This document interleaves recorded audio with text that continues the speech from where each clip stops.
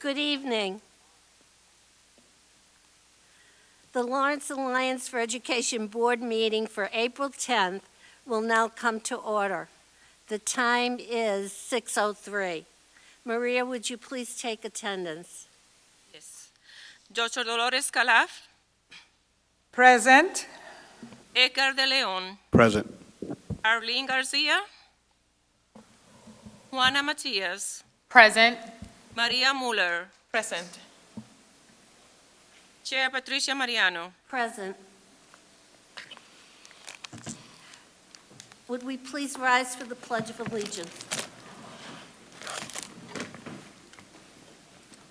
I pledge Allegiance to the flag of the United States of America and to the republic for which it stands, one nation, under God, indivisible, with liberty and justice for all.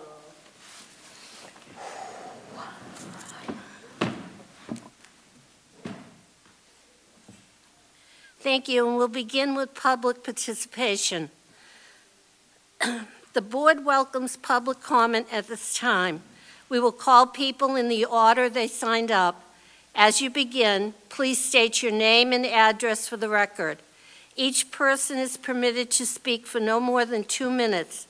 A bell will ring when you have 30 seconds remaining, and again at the end of the 2 minutes. I ask that you please respect this limit. Profanity will not be tolerated. If used, we will turn off the microphone and the person will be asked to leave the meeting. I'd like to remind everyone that during public comment, the board is in listening mode, and as such, board members do not respond to the comments. Written public comments may be sent by email to lea@lawrence.k12.ma.us no later than 2 o'clock the afternoon of our meeting. Our first participant in public participation is Mr. Marley. Humayun Mali, 53 Chester Street. Good evening, honorable members. We, the Laurentian, proud to support our teachers' union. The great Nelson Mandela said, education indeed the most powerful weapon to change the world. This change only possible if we support our teachers' union. Lawrence teachers, you are number one. Laurentian are the best example of support of the teachers' union. Ben Franklin said, any investment in education has thousands return. We demand the best wages for our teachers, for our professional employees, cafeteria workers. The genius Horace Mann, who created the founder of the public education in the nation, said, education indeed the most powerful social equalizer to bring the best future for our children. This objective only possible if we support our teachers' union. Future of this great nation, land of free, home of brave, future of our city depend on our support of our teachers' union. Lawrence teachers, thank you for offering the best education for our children. Lawrence children now going to the most prestigious Ivy League school continue to have prosper future because of our magnificent teachers. Anywhere in this great nation, when the teachers go on a strike, the whole nation goes on a strike. Lawrence always is strong. Lawrence always unite. Lawrence teachers, thank you because of your hard work, because of your sacrifices. Lawrence Public School on the road to become the best public school in the nation. Laurentian, we are the best example of Lawrence teachers and their union. Thank you for excellent job. Thank you, Mr. Marley. That concludes public participation for this evening. We'll move on to the chair's report. And tonight, we have Sylvia Flowers, a representative from our Alma group, who will be here this evening to give us a report on the superintendent search thus far. She's not on?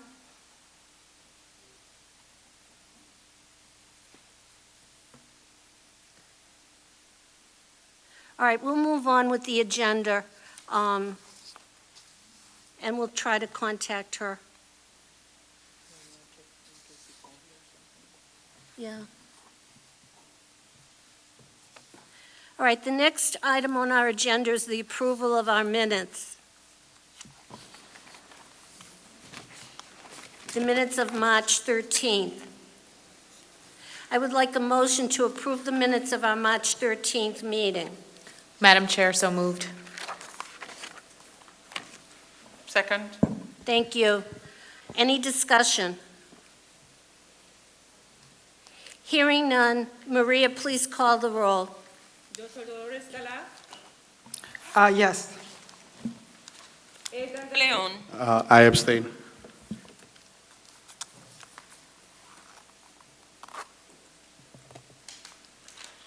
Arlene Garcia. Juana Matias. Yes. Maria Muller. Yes. Chair Patricia Mariano. Yes.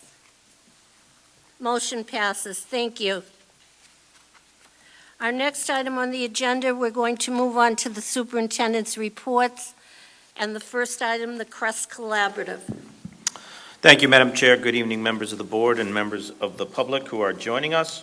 On the district report tonight, we are going to start asking for a vote forwarded to us from the Crest Collaborative on a request for them to increase their funding limits for capital projects from approximately $615,000 to a limit of $2 million.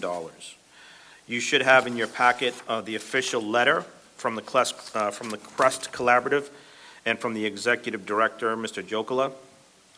To be clear, this vote that is being requested of the LAE Board does not include any type of additional assessment or contribution from the district.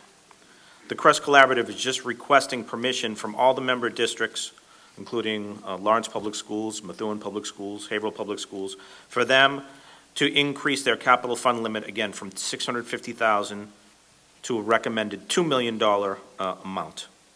And again, to reiterate, this does not involve any type of financial transfer from the Lawrence Public Schools to the Crest Collaborative. So, Madam Chair, if there are any questions from members of the board, I'd be glad to field those prior to requesting the vote. Any questions about the Crest Collaborative? Yes, Madam Chair, I do. Superintendent, if the money is not coming from the Lawrence Public School Systems, why does Crest require a vote of this board? So, so Crest will be using their own operating funds and also internal funds that they have for their capital projects. Currently, they have cash on hand approximately $428,000 in their capital fund. And they are trying to replace rooftop air conditioning units, which have a cost of approximately $1.5 million. They are going to handle this cost through internal transfers in their different accounts, and including the $428,000 in free cash. They just need permission, according to Mass General Law, from member districts to allow them to increase the limit in this capital fund to $2 million. Thank you. And just for some further information, currently the Lawrence Public Schools has 4 students who are attending the Crest Collaborative, and we also have 2 students who are under consideration to attend the Crest Collaborative. And it's right down the street in Andover. Any further discussion? Hearing none, could I have a motion to accept the superintendent's recommendation to approve the new funding limit for the Crest Collaborative? So moved. Thank you. Second? A second. Maria, please call the roll. Dr. Dolores Calaf. Yes. Edgar de Leon. Yes. Juana Matias. Yes. Maria Muller. Yes. Chair Patricia Mariano. Yes. Carries. All right, Superintendent, we're going to pause for a moment with your report and turn it over to Sylvia Flowers from Alma. Good evening, Sylvia. Good evening, everyone. Thank you so much for the opportunity to provide you an update. Thank you, Board Member Mariano, as well as thank you to Interim Superintendent Rodriguez for the support and the support of his team in keeping this process moving along. Do I have the opportunity, the ability to share screen? I think I do. All right. All right. Well, we are moving right along in our superintendent search process. I'm happy to provide some updates for today and then take any questions that you have. I will say that the subcommittee has been working really diligently since we last met in March, and we have a lot of great progress to report today.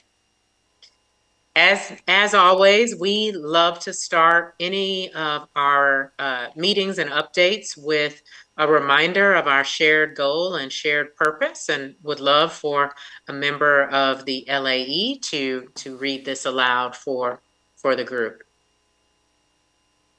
Any volunteers? All right, Dolores, go ahead. Our goal is to recruit, screen, and select the next collaborative, inclusive, outcomes-driven superintendent of Lawrence Public Schools. Our purpose is to lead a transparent superintendent search process, engaging as many people as possible, guided by input of the Lawrence staff, students, families, partners, leaders, and community, and designed to mitigate bias every step of the way. Thank you so much. As a reminder, this was our proposed superintendent search timeline. We are we are in April now. We're on the verge of completing our second round interviews and moving toward finalist stage at the end of this month.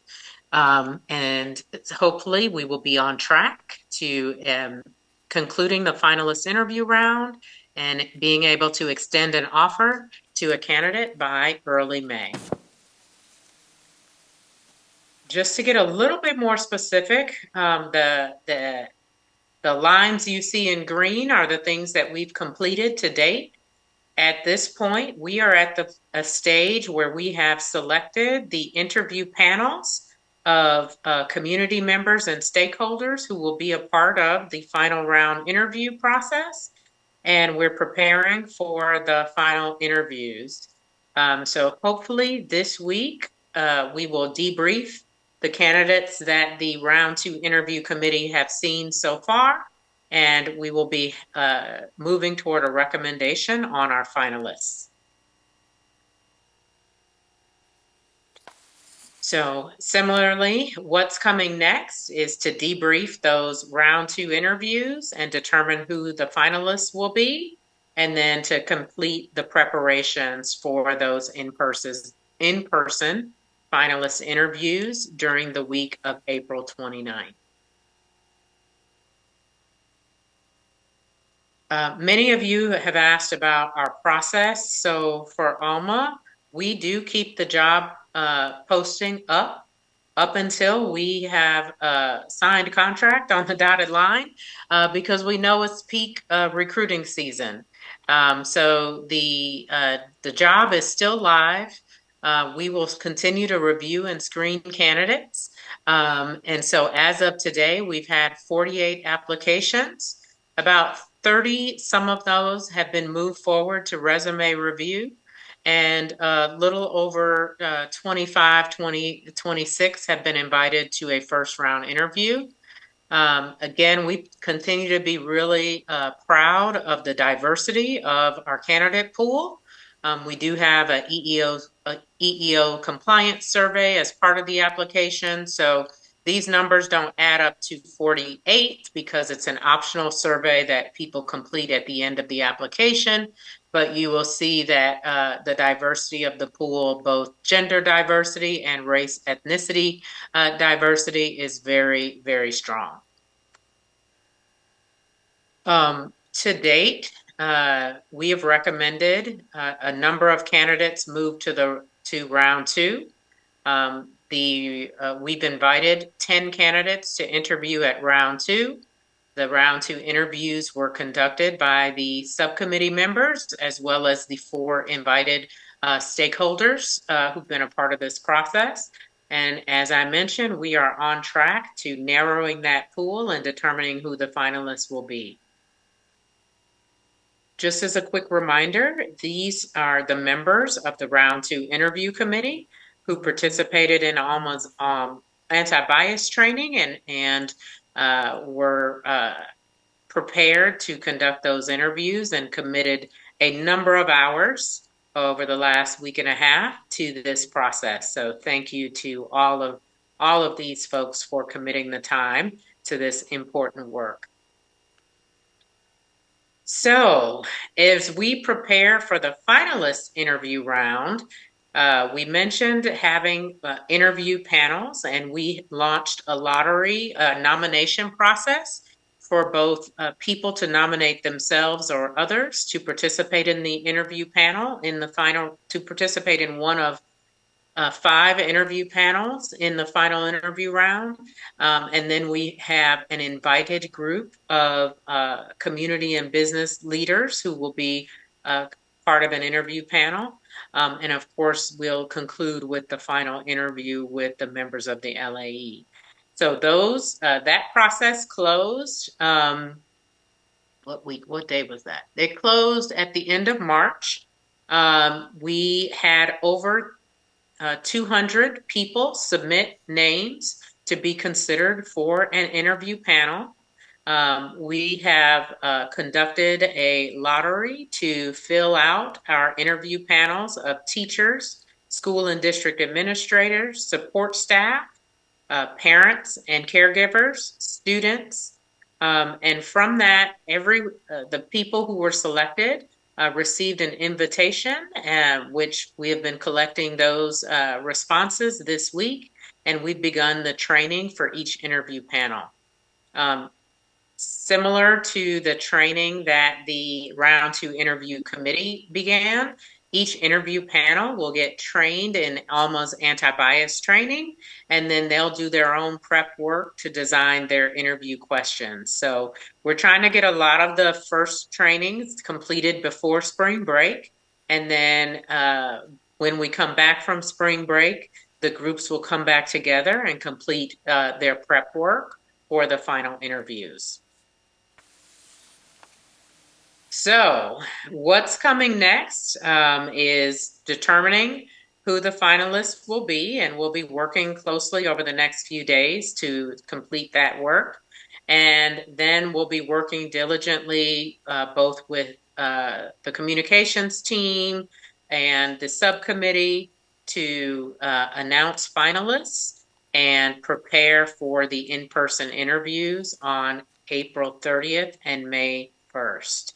We have a variety of assignments for you all as LAE members to meet and introduce candidates to the community. So we will be back in touch, or Pat will be back in touch with specific asks of each of you, and we hope you can contribute some time and effort to this 2 days so that candidates get a good sense of the Lawrence community and the warmth and vibrancy of the work that needs to be done in the school system. So we will be back in touch probably on a one-on-one basis to make sure that you have everything you need to prepare for the interviews and to welcome finalist candidates to your city.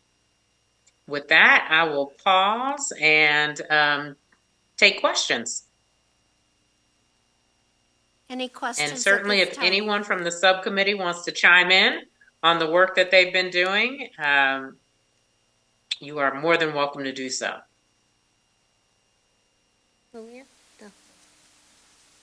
Any questions? I have a quick one. Thank you for all the work you've done. Is 48 applicants a normal amount given the scope of the work? I think the question was the number of applicants? Yeah, is that a normal amount given the scope of the position?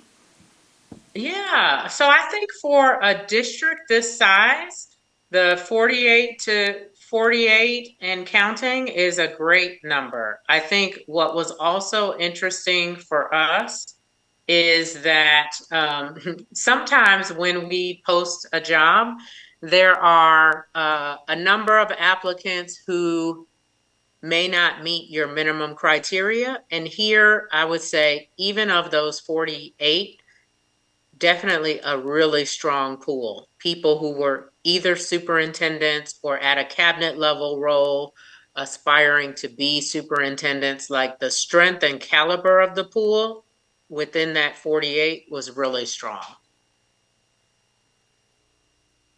Any other questions? Dolores, any question? Well, at this point, if I would like to participate, can I? I'm sorry? At this point of the process, if I want to participate, can I be in? You can ask Sylvia a question. Okay, I'm saying at this point, because I was not involved, is that something that I can be involved somehow, other than just listening to the report? I guess What is not. the question? Can someone restate the question a little louder? So Pat, I think the question, Madam Chair, is more for you. I think if I'm interpreting Dolores' question correctly, she wants to be a part of the process of that subcommittee that's doing the search and wondering if she could somehow in this timeline be added to that. And I think the response is no, unless we can add her to one of the panels that are going to be engaging towards the final interview. Sylvia and Pat, I defer to you Well, on that protocol. We're all part of that panel at the end. Okay. So we'll all have the opportunity to meet the candidates and ask them questions. So that's the point where you become involved with the 3 finalists. That's exactly right. So during the 2-day interview days, candidates will meet with, I believe the exact number is 7 different groups of stakeholders. The 7th group are the members of the LAE. And so you all will meet all 3 candidates. Well, hopefully there's 3. We don't know who the finalists will be at this point, but hopefully you all will meet the finalist candidates as a group during that final interview day experience. The LAE's interview does have to be conducted in public. And so we're working with the district team now to work through all the logistics for the final interview round. We're also planning to have the student interview round be public and live streamed and available for the broader community to watch, as well as the parent and caregiver interview round. So we want the whole community to be able to watch the students conduct their interviews, as well as the parents conducting their interviews. And then, of course, the LAE will conduct their interviews in public as well. So we'll be back in touch on how we will prepare for that. I think we're all set, Sylvia. Thank you very, very much for that update. And we look All forward to right, thank you future so updates. much. Thank you. Bye-bye.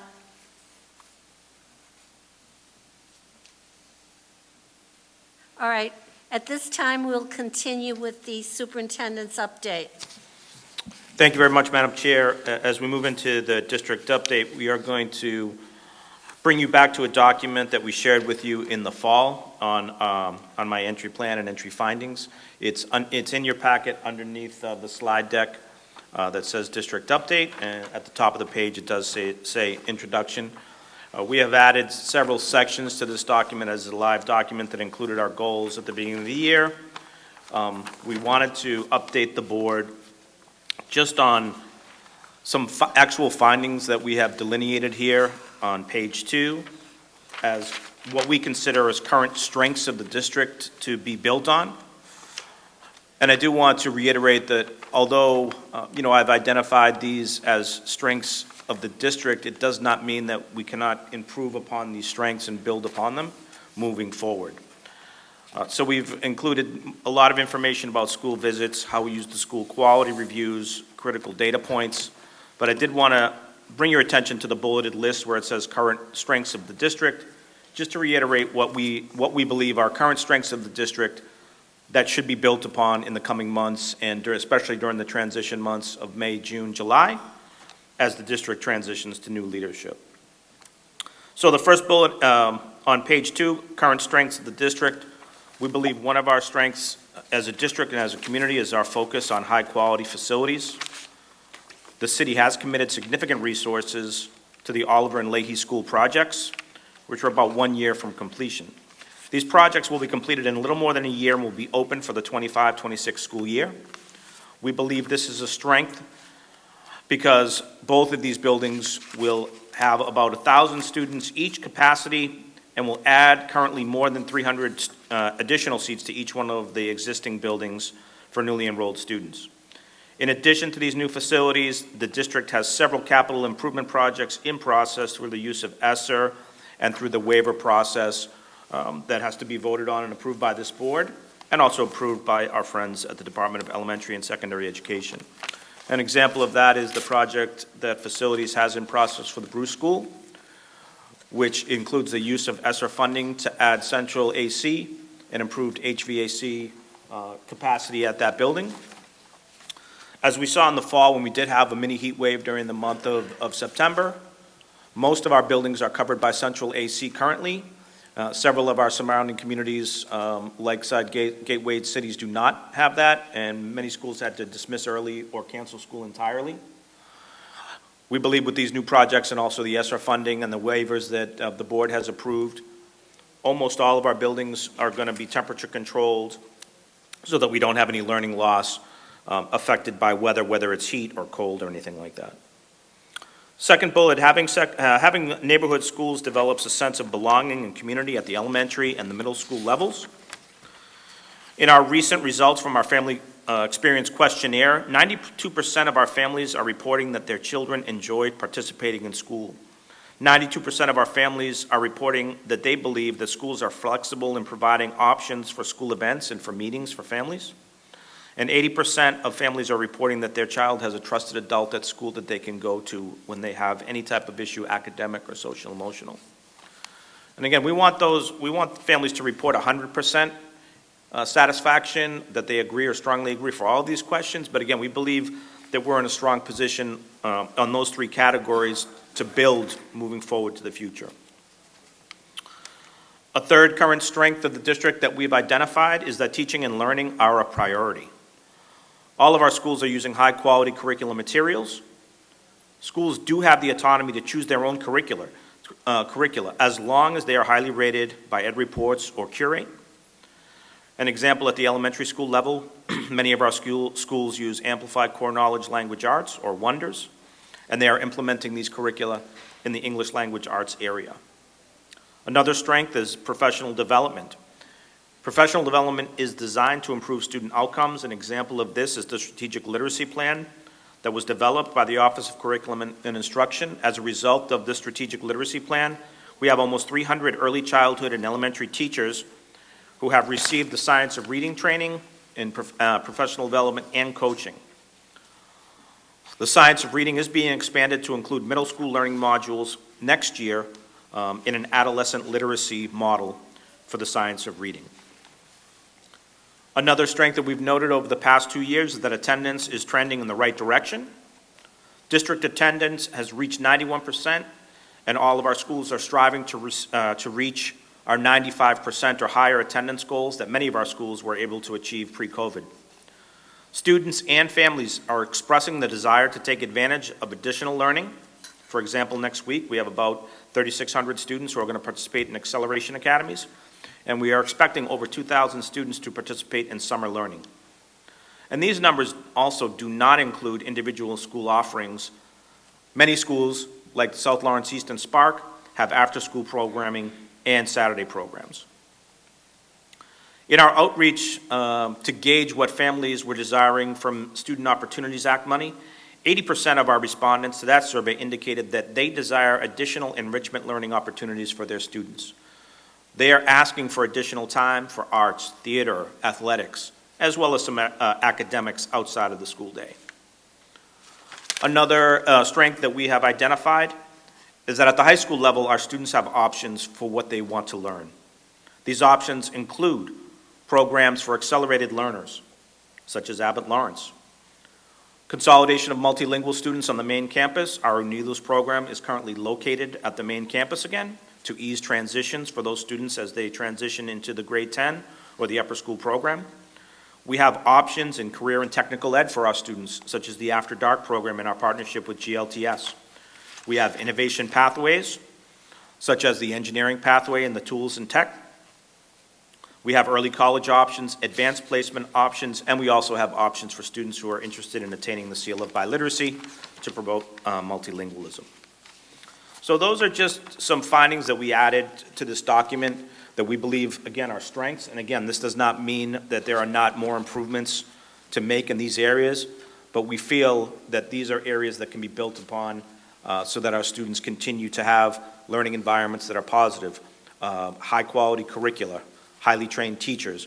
We feel like these are areas that are currently strengths that can be built upon for future success as we move forward. So, Madam Chair, if anybody has any questions on what we've identified as strengths in our entry findings, be glad to take those, and if not, we can move into the district update. Questions? Not a question, more of an, I guess it's an inquiry, Superintendent. Thank you for this report, really appreciate it.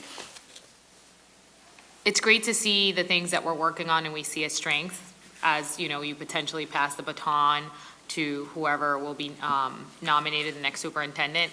I'd love to see something like this from your perspective on areas of growth or areas that we need to do a little bit more work to ensure that the next superintendent that can come in can leverage this, but also leverage places where you think we need to invest more time. Absolutely. I think, you know, like I said previously, even though I identified our commitment to facilities as a strength, there still is much more to do. And as we do open the buildings as well, the new buildings, they are going to require additional funding to make sure that we upkeep those buildings, to make sure that those new buildings stay in tip-top shape over the next 10 years. So, you know, things such as window replacement at North Commons, electrical upgrades at some of our older early childhood centers, all of those things definitely will be in the transition plan. You know, as we, you know, inform the incoming superintendent about our capital projects plan, what we have done curriculum-wise, and, you know, we'll stress the strategic literacy plan and all the work we've done in ELA, terrific. We'll also make suggestions on how to build on doing that, something similar in mathematics. You know, Ms. Rice, Kristen Sullivan is here, and she's going to give an update in a little while on some of our metrics, and we'll take a look at some of those metrics as well. Really some positive results for our younger students and how we build upon that the literacy gains that they're making at the middle school level, and then also taking a look at our MAP results, our conditional growth in mathematics really looks encouraging to us, but that doesn't mean that there's not more work to do. And I think the main way to continue that work is to retain as many of the professionals who are doing the work right now. And I think the board has shown a clear message that you also support that in the market rate adjustments that you supported for our teachers and our paraprofessionals and our other staff. Because, again, it's one thing to have a high-quality facility that's in good shape, but you also need highly trained professionals inside the classroom working with the students to implement that high-quality curricula to continue those efforts. So, again, I would say that, you know, 4 out of 5 families reporting that they have a trusted adult for their kid to go to in school is a great place to start, but really should be 100%, right? And where are the gaps right now? We need to identify who are those 20% of families who may not know who the trusted adult is for their school, and they really should know, right? That's part of the two-way communication. So that if there is a trusted adult that their student goes to at school, they need to know who it is so they can also communicate with that staff member as well. So I think, like I said, I'm very encouraged by what we've identified as strengths, but the work never stops, right? The work never stops. So. Appreciate that. Can I ask a question that's a little more sort of in the trenches? The decision to have neighborhood schools have autonomy over the curriculum that they're choosing, I know that while we all want autonomy as educators, you and your office has to balance ensuring that our students are all getting the best education. Is there a worry that with autonomy being so broad, that the experience of a kid in one school may differ completely from a kid in another and may impact test scores and educational progress moving forward? Yeah, and I think that's what the school autonomy framework is designed to make sure that everybody's getting an equitable education, right? If you remember, like when we worked together at the high school, right, when you were teaching, history to mostly freshmen, right? We wanted to make sure that, the kids in the MST program were also getting an equitable education to what, we didn't want them to have wildly different experiences in US 1, across the different schools. And even though, you might have been 300 feet distance-wise from Minahan and HHS, who was teaching US 1, 2, it's hard to collaborate on those things sometimes because, you're so wrapped up in the work that you're doing.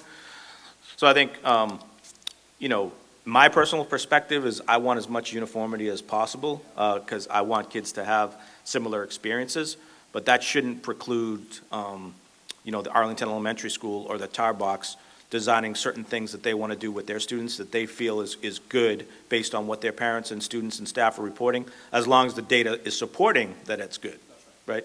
Autonomy that's not supported by data, I think, is insanity, right? I think autonomy that is supported by data, whether it's discipline data, attendance data, MCAS data, access data, I think, smart autonomy is the way to go.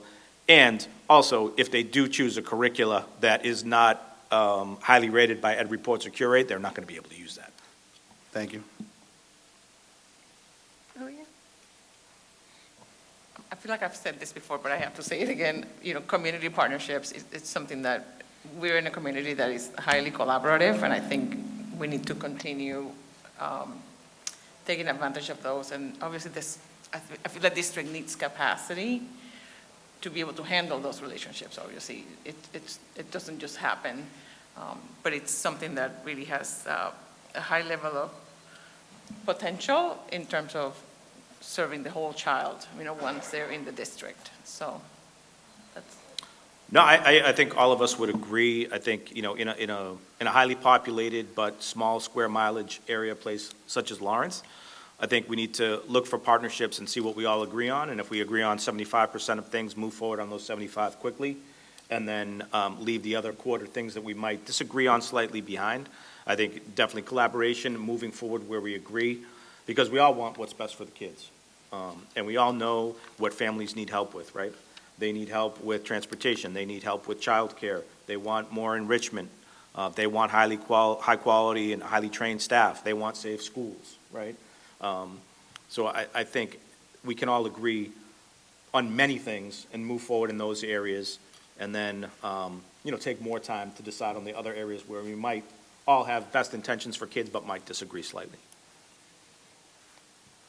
Superintendent, from my perspective, the past year during your tenure as superintendent, I feel that the district has grown leaps and bounds. You and your team have worked tirelessly, it's evident, to improve the test scores, naturally the student achievement, but also to listen to parents. And when you get 80% of the parents that answered the survey were complimenting you, the news is traveling across the district. I think parents have become more engaged with what's happening in Lawrence Public Schools, and that's to your credit.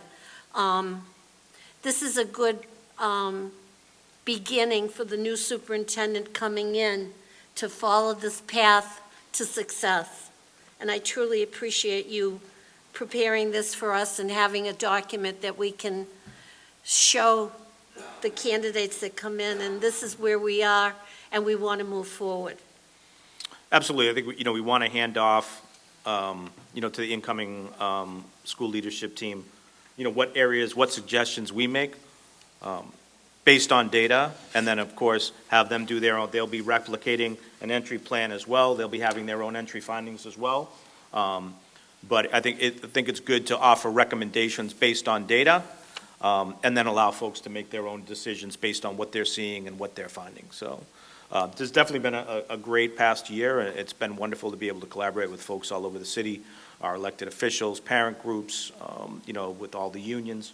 So we're looking forward to having a good end of the school year and passing off the district in June and July to a new leadership team. Thank you. We're going to go into our slide deck just with our district updates at this point. As we stated earlier, schools are MCAS testing. This was an MCAS kickoff rally over at the Partham School with our friends from the theater department, who we'll talk a little bit more about later, doing a pep rally to get the kids excited and pumped up about taking their English MCAS. As again, English, ELA, math, and science MCAS in the elementary and middle schools are basically how the kids do on those are 60% of the school's metrics on how they're rated by DESE. So we want to make sure the kids are giving their full effort and getting kids in the right frame of mind before they start testing. Dave, next slide, please. More exciting news regarding the LAE School. The last piece of steel is officially in place over at the LAE School. There's a picture of myself signing with Acting Commissioner Russell Johnson, with the mayor and Mr. McDonald from MSBA, as well as Senator Payano and Representative Francisco Paulino in the background, amongst many other folks who were there. We had a great morning. Slightly chilly, started raining a little bit, but then stopped. Also, checking in with all the highly skilled workers. I know Ms. Matias and I had talked a little bit at the last meeting, I believe, about career and tech ed, and my 19-year-old, Luke Hudson, my 19-year-old stepson, was assigned over there briefly. He works for Griffith Electric, and he has been working there for 3 years now. He's been working for Griffith Electric since he was 16 and a half years old, again, because he chose Whittier Tech. And Chair Mariano, I said, you'd better be doing a good job with this electrical wiring so that our kids have a top-notch facility over there when we start. And I said that very, very personally important to many of us on the board. So he's doing his best over there. You know, he goes back and forth between the LAE site. Sometimes he's up in Nashua, New Hampshire, wherever his company assigns him. But just a great sense of pride on my part to see him over there working hard for the future of the kids in Lawrence. So it was a great day over there. Quick Acceleration Academy update. As we mentioned briefly before, focus for this session is going to be in math and science. We have 1,359 students who are going to be attending. High school science is going to be focusing on biology for grade 9 and mostly geometry for grade 10. Typical schedule for Acceleration Academy has academics as well as some enrichment activities. And LPS's instructional vision for Acceleration Academy that was developed by Dr. Spash in her office several years ago to kind of refocus us on what acceleration is meant to be, states that we want our kids engaged throughout the day to accelerate learning, but we want them to have a sense of joy and urgency while they're here next week. So again, serious academics, but fun at the same time for our kids who attend next week. Next slide, please, Dave. Our Office of Curriculum Instruction has been hard at work working on our summer reading list to make sure that our kids have suggestions on what to read over the summer. The list is going to be posted on the LPS website and is going to be shared with the public library in June. And we have lists available for all students who are going to be in 1st through 8th grade next year.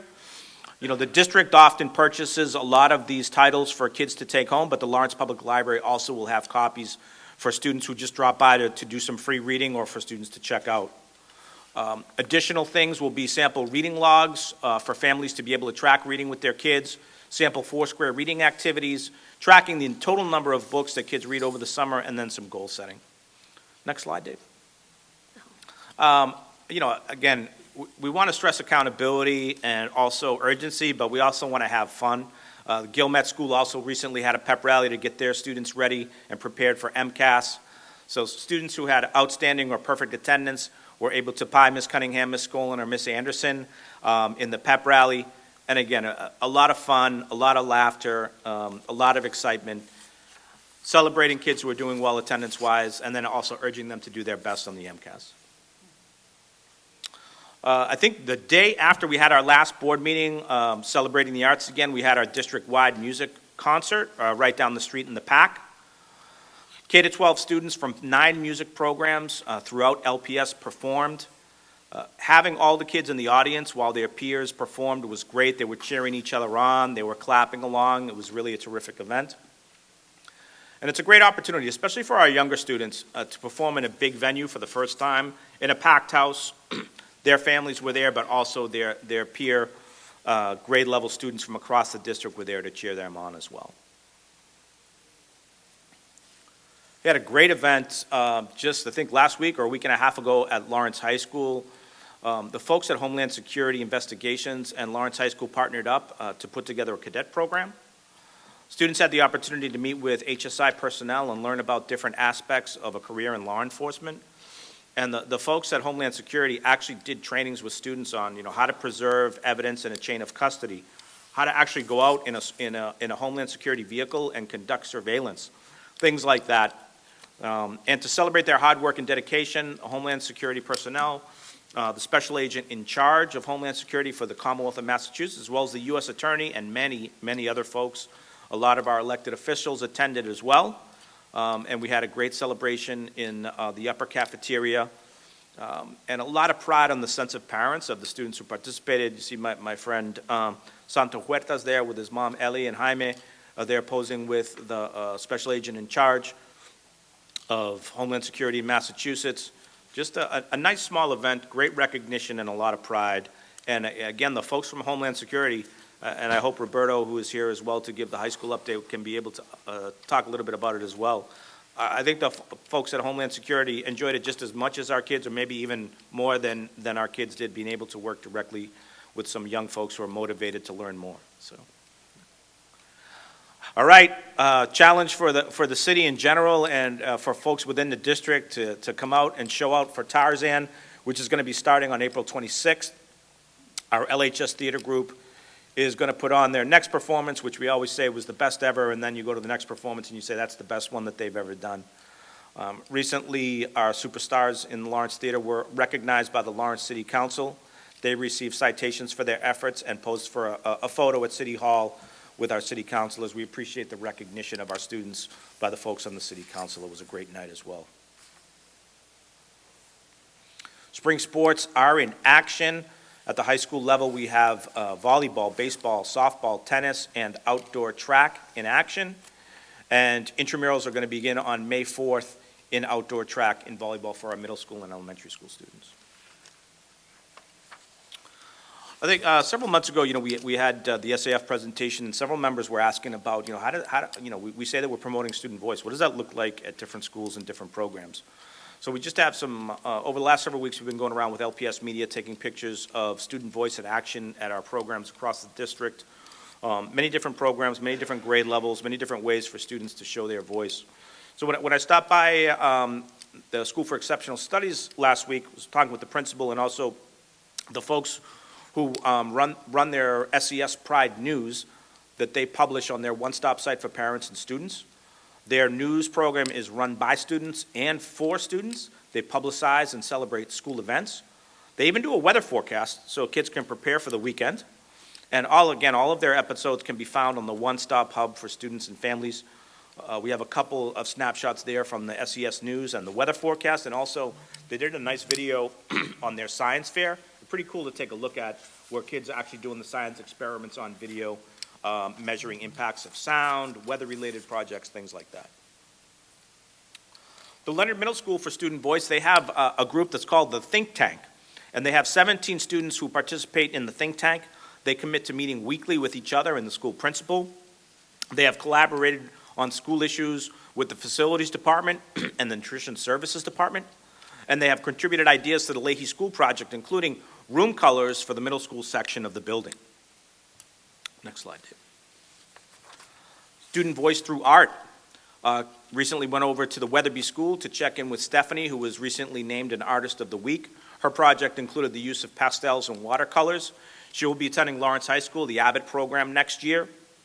And she let us know that she was able to exercise her student voice because the Weatherby allows their middle school students to select additional electives and what they're interested in.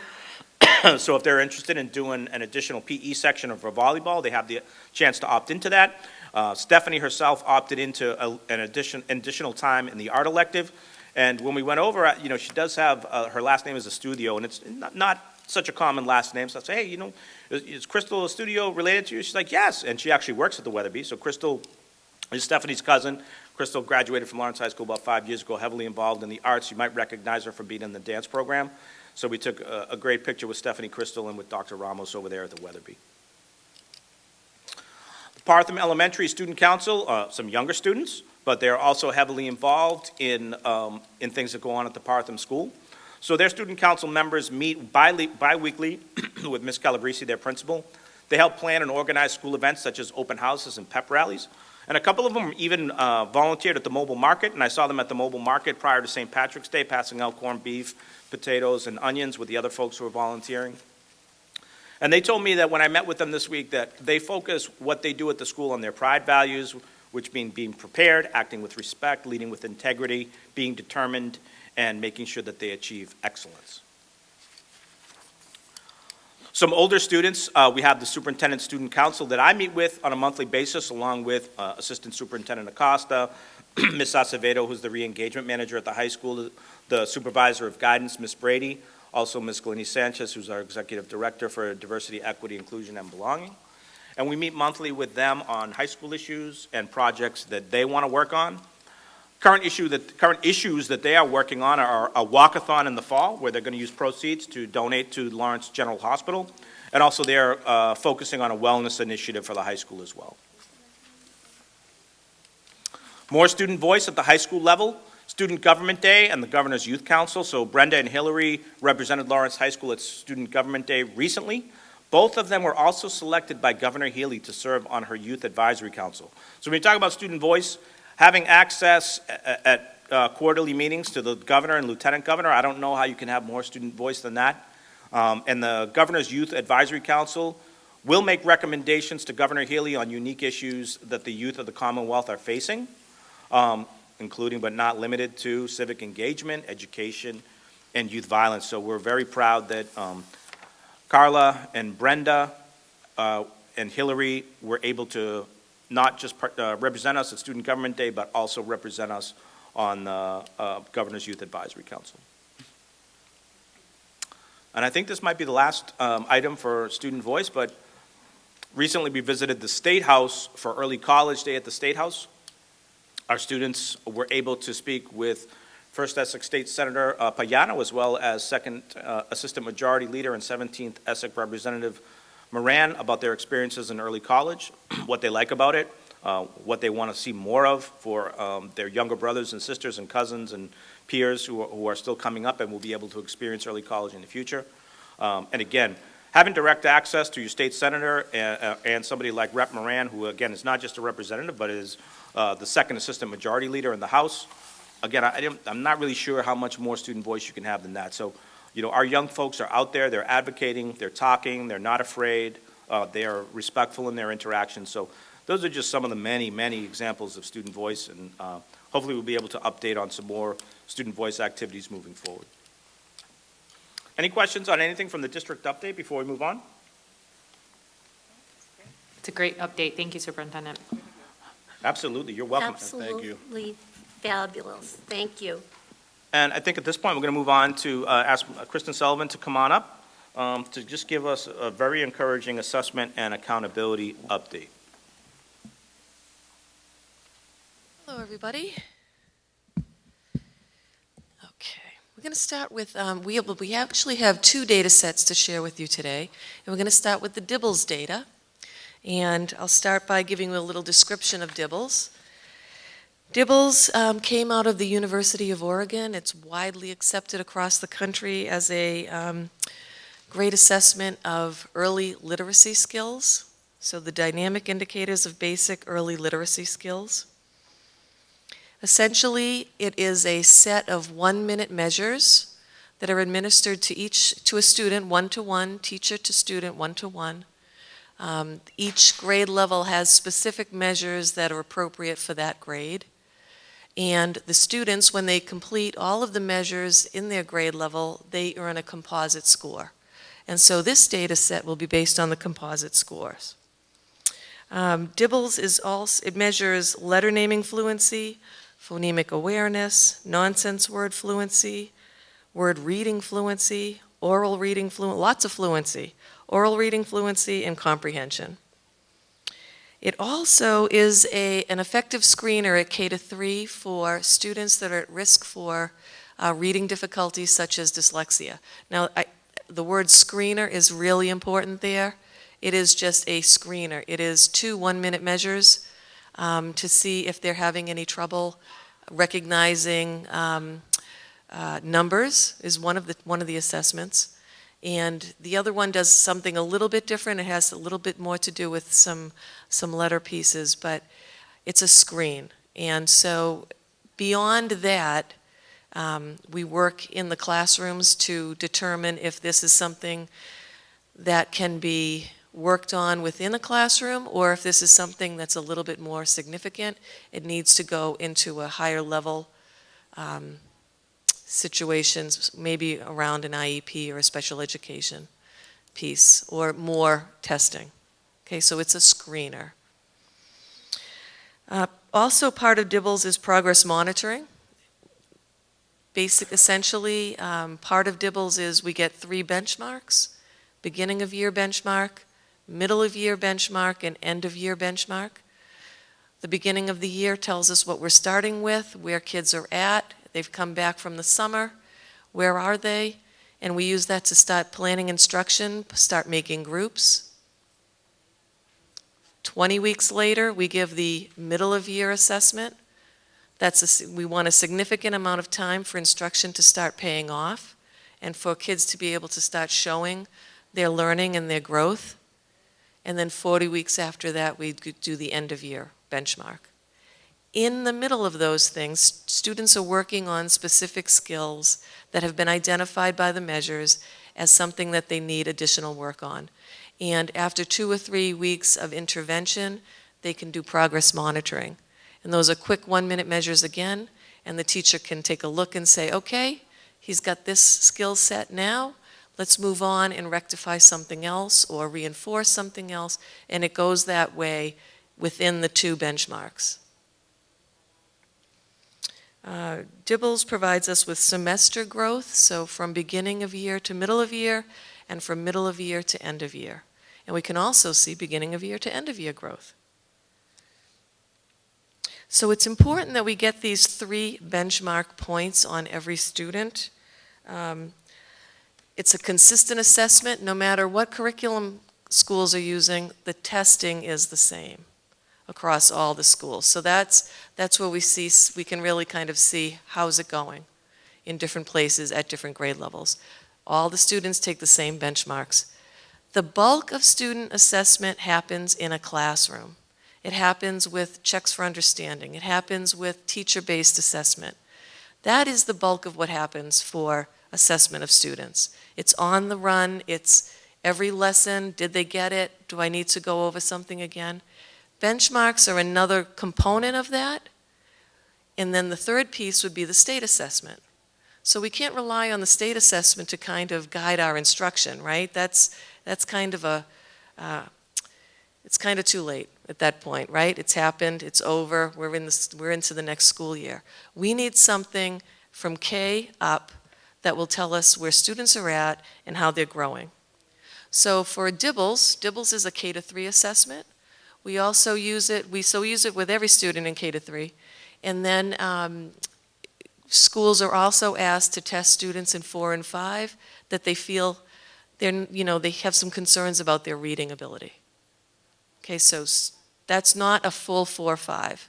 That's up to schools to decide who to use that with, to get more information on those students so that they can better plan instruction and intervention. So this first slide, if Dave could just go back one. This is the percent of students by composite score level. So DIBELS gives you 4 levels. There's well below benchmark, at benchmark, above benchmark. And on this slide, you can see their beginning of year, their BOY, and their MOY, and you can see the colors of the bars show you the change that happened from beginning of year to to middle of year. And what we see is the percent of students at well below benchmark decreased by 7% from BOY to MOY. That means 249 kids were no longer considered well below benchmark by the time they measured again. And the percent of students at or above benchmark increased by 6%, another 245 students that went from being below benchmark to either at or above benchmark. And that's K-3. The next slide shows that same data, except by grade level. So you can see K, 1, 2, and 3. The biggest changes seem to be at K and 1. You can really see that decrease in red in K and 1. And then when you get to grades 2 and 3, the changes are less dramatic. Okay, there's still positive changes, right? Green and blue are getting bigger. Red is getting smaller. That's what we want to see. But the changes are less dramatic. And that probably has something to do with what the skill is, right? What the reading skill is at grade 2 and grade 3. It's getting more complex. Okay, so students that are behind, it's more complex of a skill. It's taking longer to kind of bring that back up. On the right-hand side, you can see the number of students by grade level that increased into at or above benchmark from BOY to MOY for each grade level. Quick question, could something be done at grade 2 or 3 level with greater intervention by the school to, try to increase that 2 and 3% to something more significant? Absolutely, that is definitely the strategy. Yes, so that has to be looked at a little bit more. But essentially, students come in and they take a test, and they have core reading instruction. And then students that have challenges or areas where they need more reinforcement, they would get some intervention. And intervention can change over the course of time in a school year. They might start out with 20 minutes of intervention 5 times a week. And then after a couple of weeks, they do a little progress monitoring, and the student made great growth, and they might decrease it to 20 minutes of intervention 3 times a week. And use that additional, free up some teacher time to help with some other students that might need additional intervention. Or they might need more, right? They might need 40 minutes 5 times a week. So that's the beauty of intervention. But it's heavily dependent upon staffing and, getting the kids into those groups and the numbers of students in those groups. The next page shows the same data, except it shows it by L versus non-L, so students that are English learners versus kids that are not English learners, and SPED versus non-SPED.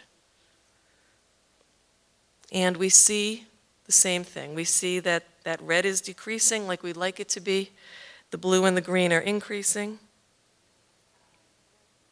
And you can see a really, really nice significant change in the percent of L's in red goes from 70 to 61, and from 43 to 36 for non-L's. That's great. That's significant change. Any change above 3% is considered significant change. You don't see that in the special ed column as much.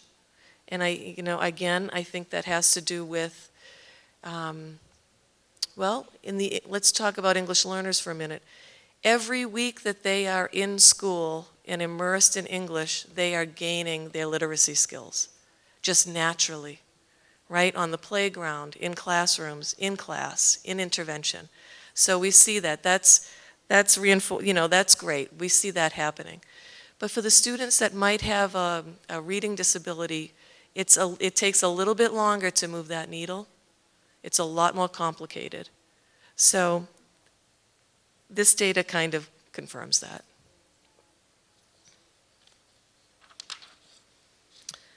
Okay, so this next slide is a little bit different. And this shows you where students tested at the beginning of the year and then how they tested in the middle of the year. So for example, let's start at the left, where you see the number 1,977 students. So it's those same 1,977 students that tested in the red in the beginning of the year, right, back in September, October. And how did they change when they tested in the middle of the year? 78% of them stayed in the well below benchmark range. but 22% of them increased. So they went up to the yellow or the green or the blue. So what's nice about this is you can kind of see movement within a student's level. So what we're seeing is we're seeing growth in every, no matter whether they started at a well below benchmark, or above benchmark, we're seeing change and growth. Okay? When you get to the above benchmark, it looks a little bit different. When you're at the top, you can't go any further than the top. Sometimes you'll slip down a little bit. So there's something to remember here. If you're at the 50th percentile at the beginning of the year, I'm just going to pick a random number, 300. If your score is 300 and that puts you at the 50th percentile in testing scores, to stay at the 50th percentile in the middle of the year, you might have to now earn a 320. Okay, so because the data is, these assessments are set to factor in growth. So you cannot stay at the 50th percentile without increasing your score. So you can still see increases, but they might not have been significant enough to move your actual level. Does that make sense? Okay. The next page is that same set of data, but again, broken out by grade level. So that we can see K and 1,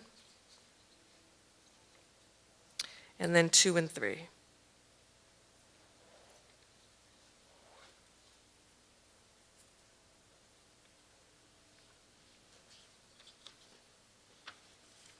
And the following page would be the same set of data for the English learners and the special education population.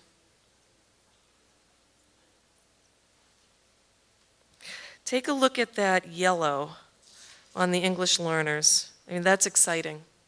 So you have 180 students that scored below benchmark in the beginning of the year. 41% of them stayed in the yellow, but 39% of them moved up to on or above benchmark. At benchmark means you're reading at grade level. These are English learners from beginning of year to middle of a year. That's fantastic. That's exciting news. And just for clarification, that increase is just through one-on-one instruction and interventions with students based on how they're testing throughout the year.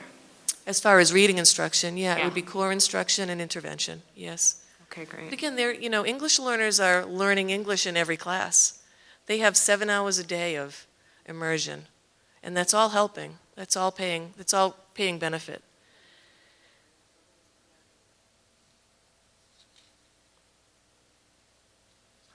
Okay.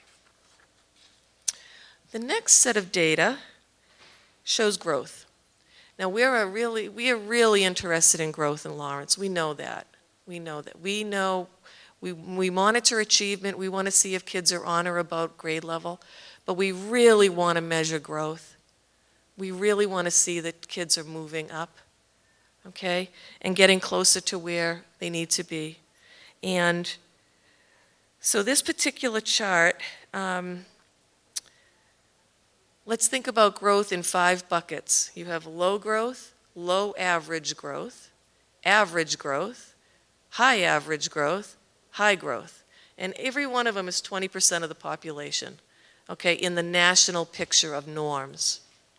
So if you have above growth, if you have high growth, high average growth, and high growth, that's 60% of the population, and that is what you're seeing in the black bar. So nationally, 60% of the students have average or better growth. And then you see our bars, and all of our bars are higher than 60. Okay, so the overall K to 3, 67% of students are earned higher, average or higher growth from beginning of year to middle of year. That's what we want to see. Grade K, 71%. Grade 1, 71%. And 2 and 3, even though we understand that it gets a little bit more complicated. The reading skills are a lot more complicated. We're moving into more complicated sentences, bigger passages, right? The text is changing into content-driven reading, where it's, we're not just learning to read, we're reading to learn. Okay, so the content's a little bit more challenging. We're still seeing 64 and 65%. Is there, on that point, when you're looking at content-driven reading to understand, is there a big difference between English language learners and non-English language learners when it comes to that point? Well, I think we're going to get into that because we have the same date. We have these same graphs for that, for the English learners. So if we compare their same piece. I think what I was really meaning to say was, I'm not sure about specifically by content. We don't get the data that way. Okay, Okay, not in the Dibbles test. okay. Okay? I'm not exactly 100% sure. But I can tell you when they take the same test, how they do. Okay, beautiful. Okay? So the next page shows this same idea around average or better growth, right? That same percent nationally, 60% of the kids are getting average or better growth by their beginning of year composite level.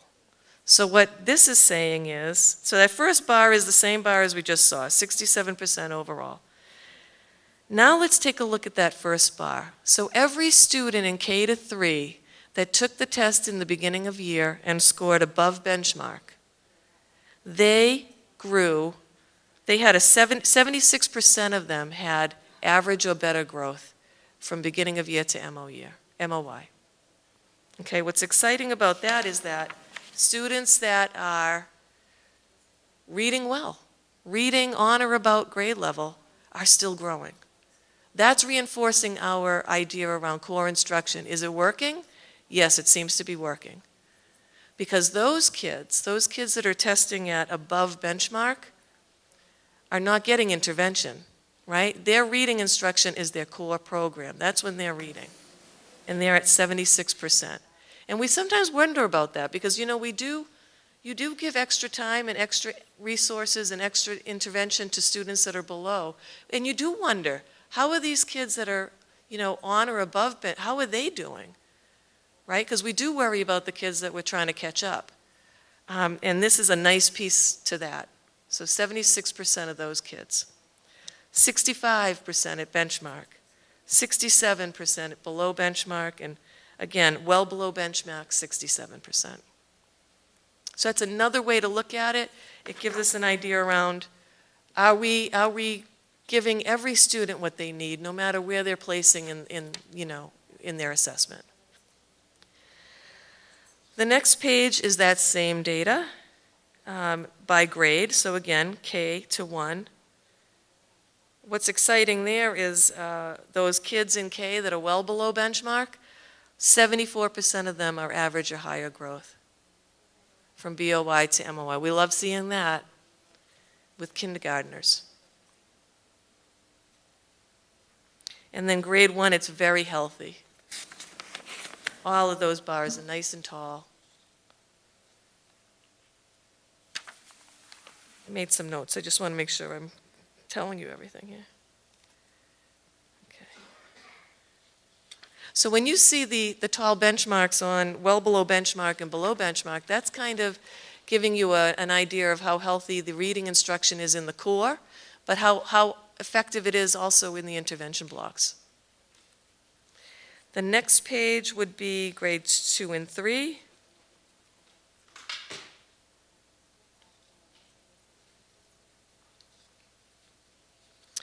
And the final page shows those English learners and the special education students.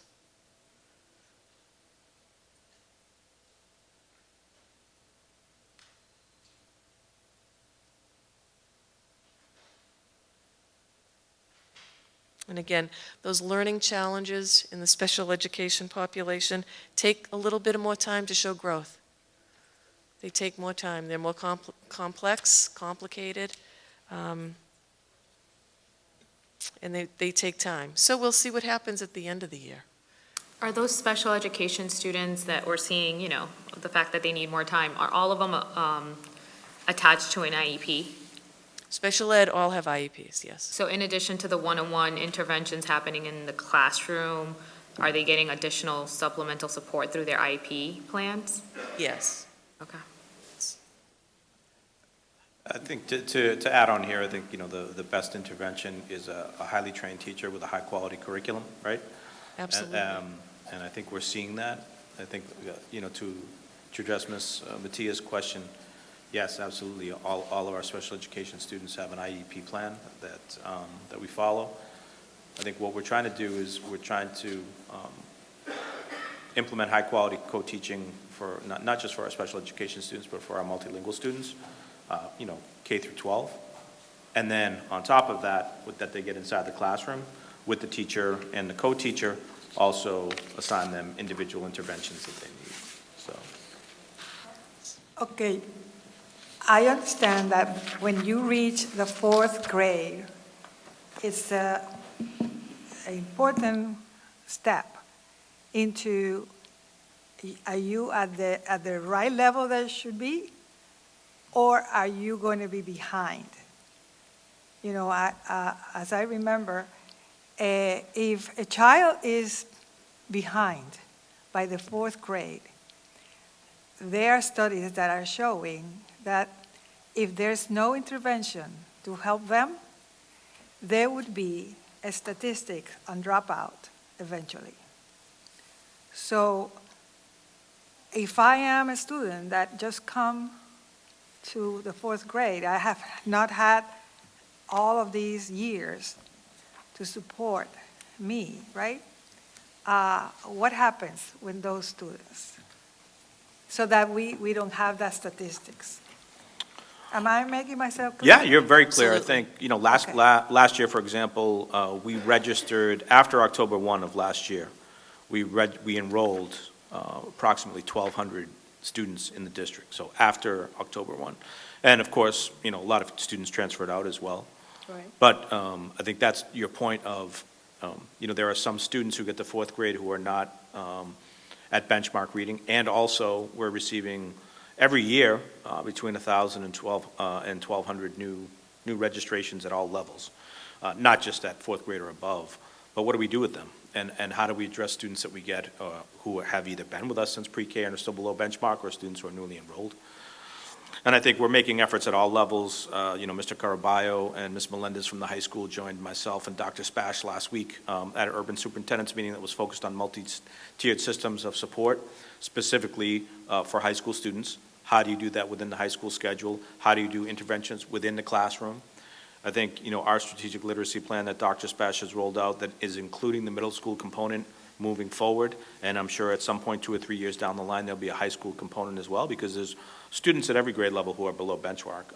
There are plenty of students at the high school who are still struggling readers as well, and that, like you said, can lead to increased chances of school discipline or increased chances of incarceration down the line. Mm-hmm. So everything that we're doing literacy-wise across the district needs to address students at that grade level who are still, for some reason, either through DIBELS data or for MAP data or taking a look at their end-of-the-year MCAS data, identifying students who are either, still struggling readers or students who are our lowest performing subgroup.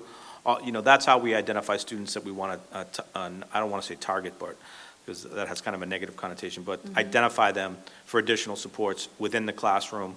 And then also, even at the high school, they're going to have an intervention block next year for 9th grade designed to help students in English and in math. So there's always going to be students across the district who are struggling readers. We need to make sure that we have good remedies for all of those students at whatever grade level, whatever demographic they're from. Another thing, do you see a difference when a child has a dual language? Huh? I can't answer that question. I'm not sure. Yeah, the students who are proficient in their native language are going to pick up a second or third language, very, very quickly. I think, that's why we're moving towards our dual language program at the Arlington next year to stress native language literacy, and on top of the native language literacy, then build second language literacy, which in this case is going to be English. But again, native language literacy predicts second language literacy and how quickly you can pick, research shows a certain amount of time that it takes to become fully proficient in a second language. But, the main predictor of what level of literacy you'll achieve in a second language is, your literacy level in your native language. And I think hopefully it's going to be a goal in the early years, right? Yes. Yes, we're starting that out And in even kindergarten before. and then moving it up by grade levels. For our early childhood educators. There you go. One final question for me, and it may be not a fair question, so please, if you can't answer it, that is fine. When you look at this data, and love seeing this growth, love the fact that we have this in place, does this data predict longitudinal data? Like, are these students graduating and passing MCAS? Like, is this a predictor of that, in other words? So we've looked at the DIBELS data. We're in year 3 of using DIBELS. Yeah, this kind of came in along with the state with a real big push on early literacy, right? And we embraced it early, and as far as this assessment goes. So we don't have the data on that yet. I think, But I certainly hope so. Yeah, high growth over multiple years is a good predictor of overall achievement. I think, Kristen and I have worked together for years and, correlating MAP data with predicting what students are going to do on MCAS. High growth in 1 year does not necessarily mean that a student is going to meet or exceed expectations on MCAS and language arts, for example. But you can pretty much guarantee if a student was at average or better growth in kindergarten, grades 1, grades 2, grade 3, even if they started at well below benchmark in kindergarten, if they've achieved average or better growth over 3 years, that they are going to be at benchmark. And again, the best predictor of scoring well on a reading test or a writing test is your literacy level. So again, we're looking for multiple years of above average growth. That's what's going to eliminate the unfinished learning or gaps that we still have with some of our kids. Who's all set? Should we move on to NWEA? Thank you. Okay. So DIBELS, we were in our 3rd year, but NWEA, we're in our 20-something year. So we are long-term NWEA users, and this test is a little bit different. So I'll explain it to you a little bit. It also measures achievement and growth. It measures it in reading, math, and science. It's a computer adaptive test, so kids take it as a whole group. It's not like DIBELS with its one-to-one. That's part of the beauty of DIBELS, by the way. I'm going to go back to DIBELS for a minute.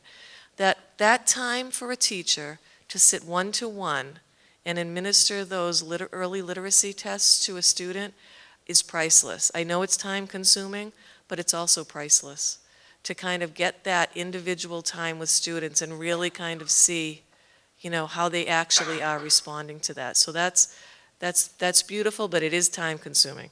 NWEA is a little bit quicker. So it's an online test. They take it in a classroom all at the same time. And it's computer adaptive. And what that means is their first question that they get shot, every student will get a different test. So the first question out the chute will be an on-grade level question. And then depending on how the student answers, the test is going to adapt. It's either going to give them a harder question if they got it right, or it might go down to an easier question if they got it wrong. And it doesn't just do it like incrementally. It'll go like this, and it'll go like that.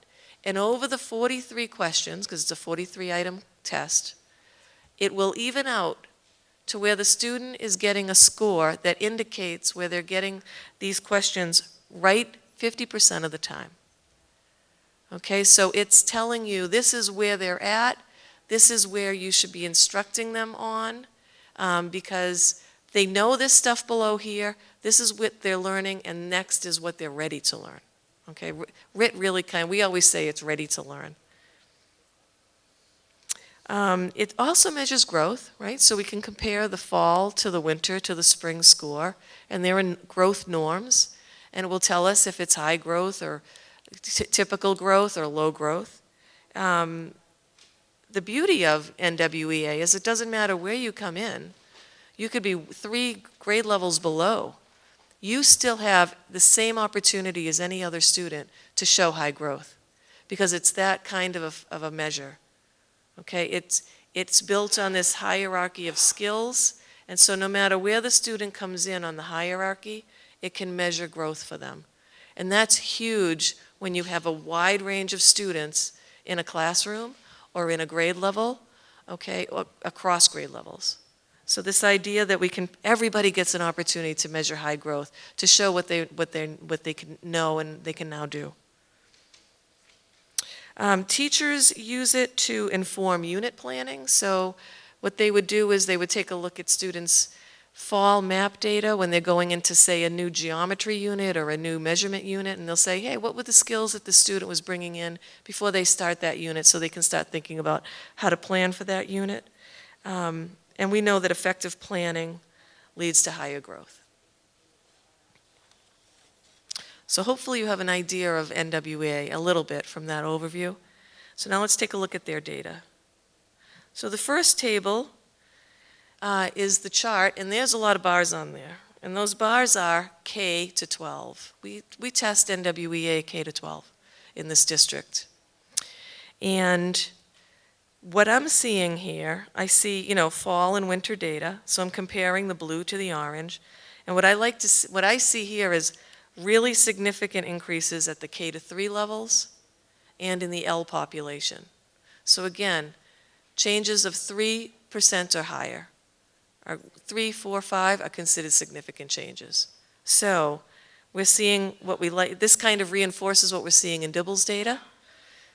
That K, 1, 2, and 3, when it comes to reading, right? That's where we're really doing a lot of reading instruction, right? K, 1, 2, 3. So this is reinforcing this idea around core instruction and intervention working.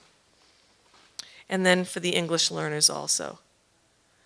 Pretty much everybody increased.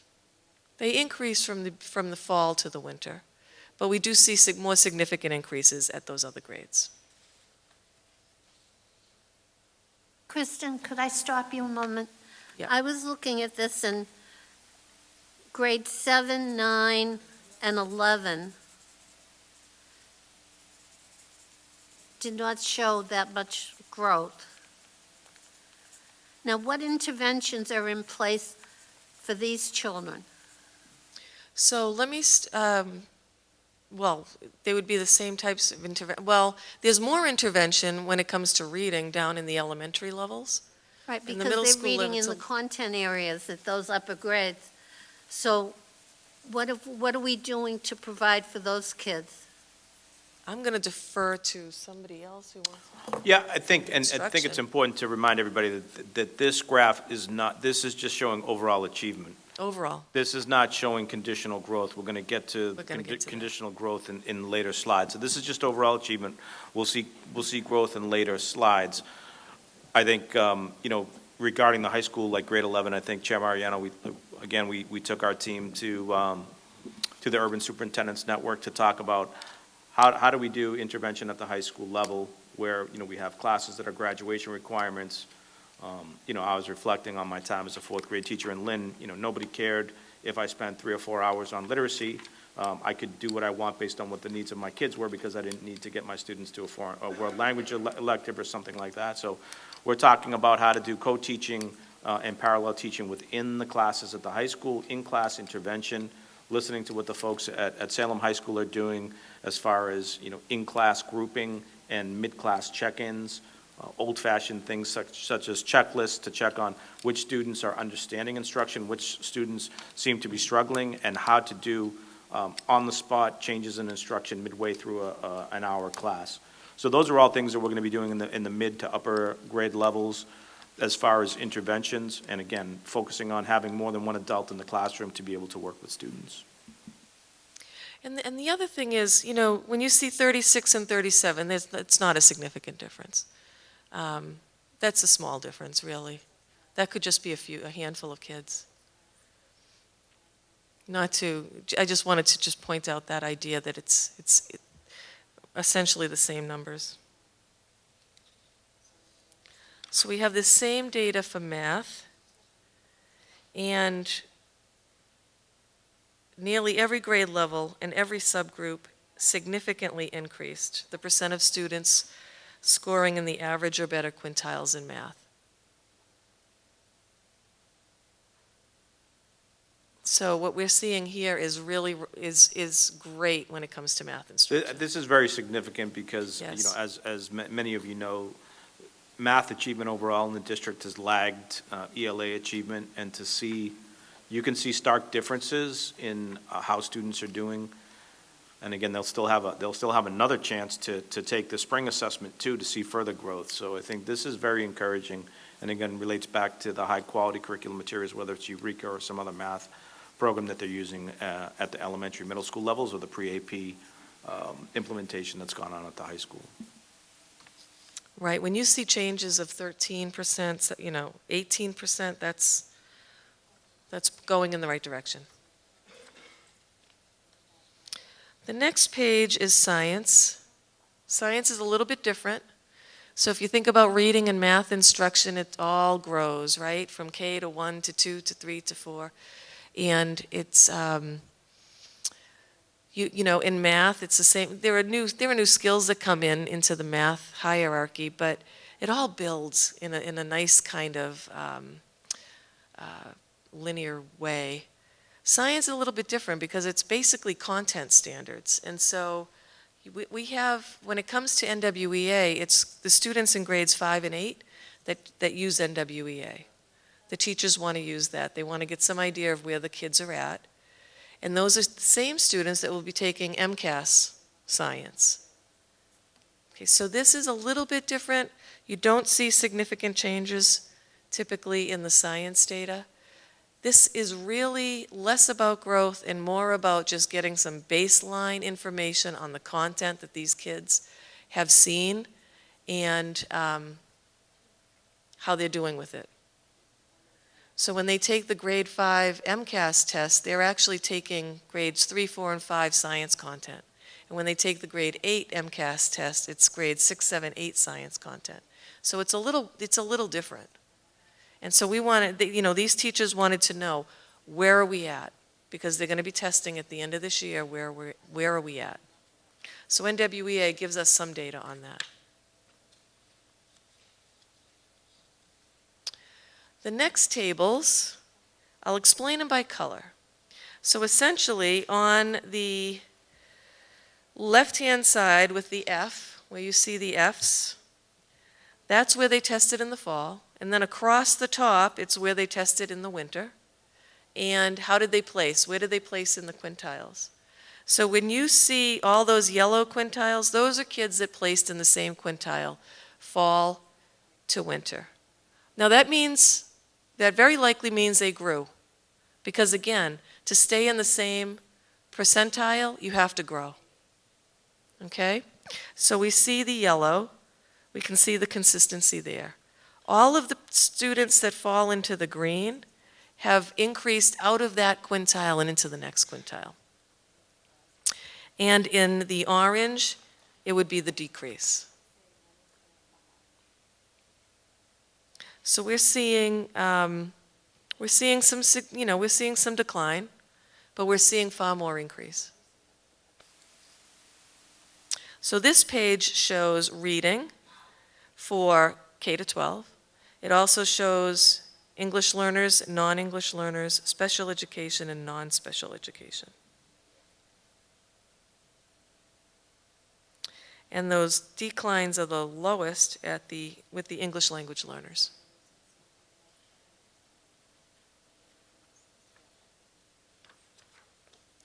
Same data for math, or same type of graph for math or table. And we're seeing much lower decline rates, 8%, 9%. Again, reinforces this idea around math instruction. working. And then we have science.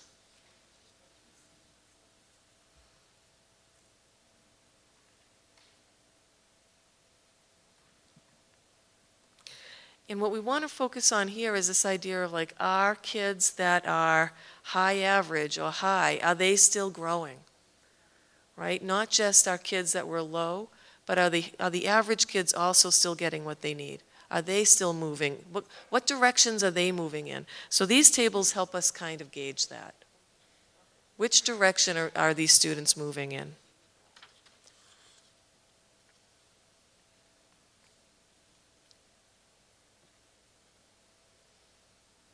And then the next page, we get into growth. And what we love about NWEA is growth, conditional growth percentile. You've heard of MCAS student growth percentile. Conditional growth percentile operates the same way as MCAS growth percentile. This idea of students being compared to their peers, students with like scores at the same time. How did they do the next time they tested? So it's kind of like a more equitable approach. This table shows reading on the left, math in the center, science at the end. In the dark green, you see grade levels where the conditional growth percentile from fall to winter was 60 or better. Any conditional growth percentile above 60 or better is considered high growth. Typical growth is the 50th percentile. That's your target. It's your target with MCAS SGP, and it's your target with NWEA CGP. So if you're getting 50, you're doing well. If you're getting 60, you're doing really well. That's gap closing. Okay, they're starting to grow. They're growing more than you would anticipate them to grow, according to norms. And so the lighter green, is growth of 50 to 59% on target. Actually, even above target, because target is 50. Okay, but we're saying, you know what? We'll call that on target, because we want to say when it's 60 or better, that's high growth. That's what we consider high growth. And so we see some dark green there, but we see lots of dark green in that math. And then I think the lowest number on here is a 44, and that's still in the typical range. So we're seeing some really positive growth trends here in the overall. And again, this is K to 12.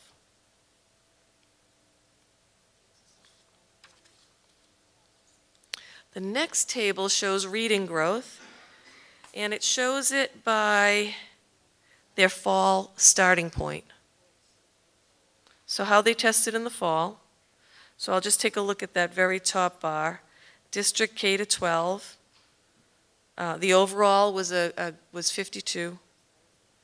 So the students that tested in the fall and scored in the low quintile had growth of 53. Low average, 54. Average, a perfect 50. High average, 48, and high, 46.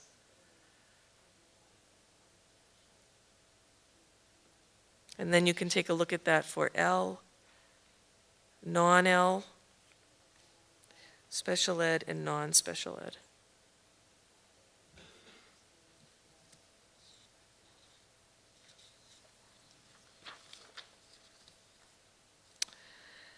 And the same for math.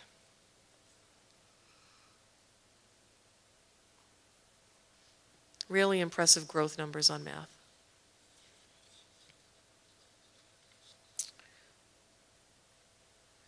And then the next page would be the final page, and that's science.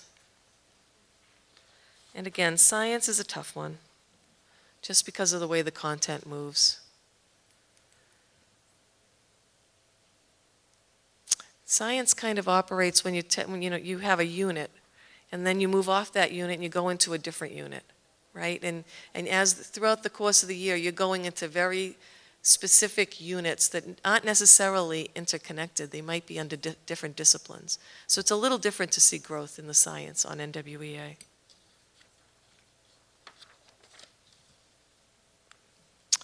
And that covers it. Kristen, thank you very much. Appreciate all this data.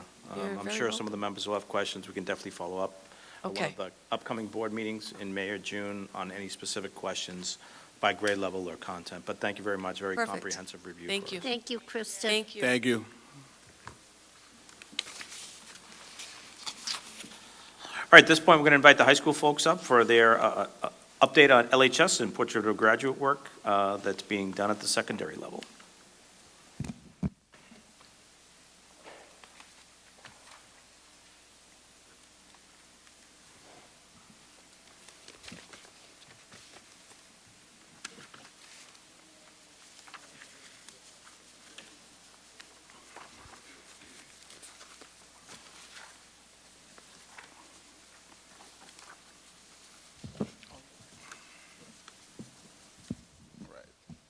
Thank you, Louis. So good evening, everyone. Again, just thank you for the opportunity, to provide this platform so we can talk about teaching and learning and just the progress that we have made in terms of the portrait of a graduate. Today, I'm here with Mr. Kevin Dean, who is our Director of Curriculum and Instruction for the campus, along with Mr. Duran, who is our work-based manager. And so together we're going to give you a holistic picture of, the work that we have done and what is the relationship between teaching and learning and how we have ingrained it within the work, the portrait work. Next slide, Dave. So last year when I conducted this presentation, I started by showing data. And data tells a story. The story for LHS is and the data that you see in front of you is a story of consistent growth, it's a story of progress, it's a story of unity. It is also a story of how stakeholders working together can lead to great progress over time. While I don't have the most up-to-date data from DESE, we do have some raw preliminary data, which I would like to highlight, but again, I just didn't want to put it in PowerPoint format until I actually receive the actual report. One aspect of the data that I would like to highlight in terms of the 4-year and 2-year numbers. So the percentages there you see that is 20.7 and 24.3. I just checked in today with the team to verify our latest numbers. Based upon the raw data that we have, we are most likely going to be able to double those numbers for our high schoolers, which is very exciting. Graduation data, I do have some raw data. It's close to the same number that we have. We're hovering more around 88% when it comes to the adjusted graduation. So again, we're showing that consistency, and our students are showing that persistency, the persistence over time. Another area that I would like to highlight, which I believe is very important, art courses taken, we're closer now to 68%. What we want from our students is a well-rounded experience in which students, they're going to get their core academics, but we truly believe at LHS that all students should have the ability to take arts courses and have a well-balanced education. Dropout rates, the numbers will look very similar to the ones that are shown in the presentation as well. So again, we're very excited and happy that these numbers are staying consistent. That shows too that in a sense our students are a lot more engaged, that we're providing an education that is interesting to them and is meaningful to them. The bottom slide, again, I don't like to compare myself with other schools, but it is important to provide perspective in terms of when we talk about Lawrence High School, again, the high school for years have had a certain history, right? And it has not been a positive history, so it is important to highlight where we are now as a school and how do we compare to others in terms of growth and performance across the state, particularly schools that serve the same population as we do. Next slide, Dave. Most recently, students were surveyed, 10th grade students were surveyed when they were taking the MCAS, and one of the questions was, pretty much, do you feel connected and do you feel respected by the adults that at the high school? 85% of the students said yes. The reason why that's important is because that really captures the strong bond and relationship that our students are building with our staff. That also highlights the work that we're doing with our students to ensure that, at the end of the day, they feel valued, the culture is celebrated, and they feel part of one comprehensive experience. And so the story of the portrait is really a story about, again, coherence and the true collaboration between community partners, our staff, and our students. Next slide. So when it comes to the portrait, I'm going to hand it off to Mr. Kevin Dean to talk about the various competencies, but it is truly grounded in the voices and the work and the wants of the community of Lawrence. And so that's why I value so much this portrait work, because it is a true reflection of what the city wants. It's a true reflection of the aspirations that we have for our kids. And in a sense, it's great to see it come alive at the high school level as a starting point. Kevin? Good evening. You can go to the next slide, Dave, please. So there's 6 competencies in our portrait of a graduate. I'll read through them very briefly. So first is communicate, then innovate, followed by collaborate, then life skills, plan and persist, and belong and connect. And so kind of how we think about these is we strive to integrate them really into the LHS student experience. And on the left side, the first 3 are 3 that kind of drive and show up in our curriculum and instruction consistently. So I'll talk a bit about those and what kind of connections we make there. And then Roberto will talk about how our pathways really is a place where life skills, plan and persist, and belong and connect are really thriving as well. You can go to the next slide, Dave. Thanks. So as Victor mentioned, coherence and consistency is sort of our long range and long-term work at the high school. What that means is that a student's experience from 9th grade to 12th grade is seamless and grows in its effectiveness and impact as they move through their high school careers. Where that starts is our instructional vision, which is rigor through collaboration. Right, and that's one area where we see that portion of a graduate really informing the kind of professional development we provide teachers, how we coach them, and how we really create classrooms where students are bringing their full selves to a learning experience, where teachers are working hard on planning and facilitating instruction, but not necessarily being the center of instruction. Right, so our vision is about students really driving their own learning, asking their own questions, making meaning, and really preparing for a successful college or career after LHS.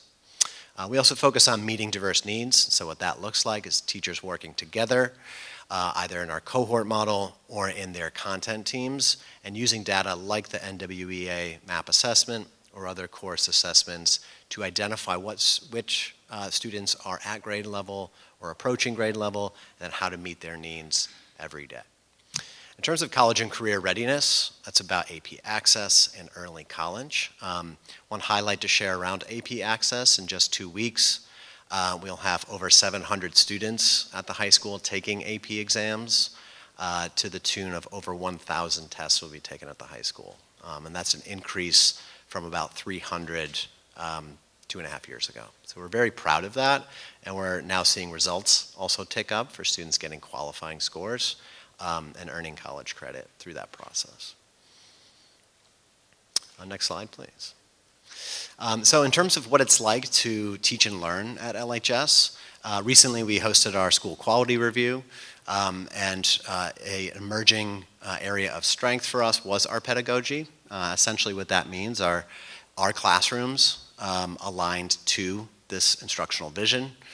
The team found that we had made substantial progress in that regard and are really aligned and coherent as a campus. We've also improved our professional development for teachers to help get some of those results, and teachers have consistently rated that professional learning experience as highly effective and aligned to the vision and really helpful in their practice. As the superintendent mentioned, high quality instructional materials have been critical to improving teaching and learning at LHS, as well as empowering our teachers and ensuring that their collaboration and planning time is highly effective. And we've also diversified our course offerings at LHS. This year we've included AP African American Studies as a pilot. We are also offering and expanding a diversity studies program. This year's class was a sociology class focused on studying hip-hop's culture's global influence. As well as we've brought back and strengthened our History of Lawrence class, which has been really, very popular with students and a great place for students to learn a little more about their community. The last thing I'll mention is also our student-led civic projects, which has been a place where student voice has been substantially elevated. So all of our 10th and 11th grade students take U.S. history, and embedded in that is our civics projects. Just last night, they presented a civic project at the city council meeting to express an initiative with data and research to create a proposal for greater safety around the LHS campus. And everyone is invited to our Civics Day. It will be our second annual one, May 24th at the high school between 9 and 10:30, where students will be presenting the action that they've taken, researched, and proposing solutions to issues in the community that they feel they can help solve. Dave, you can go to the next slide. So just a couple pictures about what it's like to be in an LHS classroom, right? What you see here is students working together, right? Working with grade level texts on grade level tasks, students leading their own learning, making meaning, and highly engaged, which are all strengths and things that we are seeing now consistently happening across classrooms. Very exciting. Next one. A note on school culture. So we have a number of college acceptances to share. Looks like they didn't make it into this version of the deck, but I can share a number of Posse scholarships as well as QuestBridge scholarships, which are 4-year full ride scholarships to Ivy League schools or sort of junior Ivy League schools. We also have substantial amounts of student leadership and celebrations. So we're again helping students design and carry out and lead school culture events like school-wide dances. Our 9th grade, as part of their freshman seminar, which Roberto will talk about, do a series of field trips to really build a sense of community and identity as Lancers.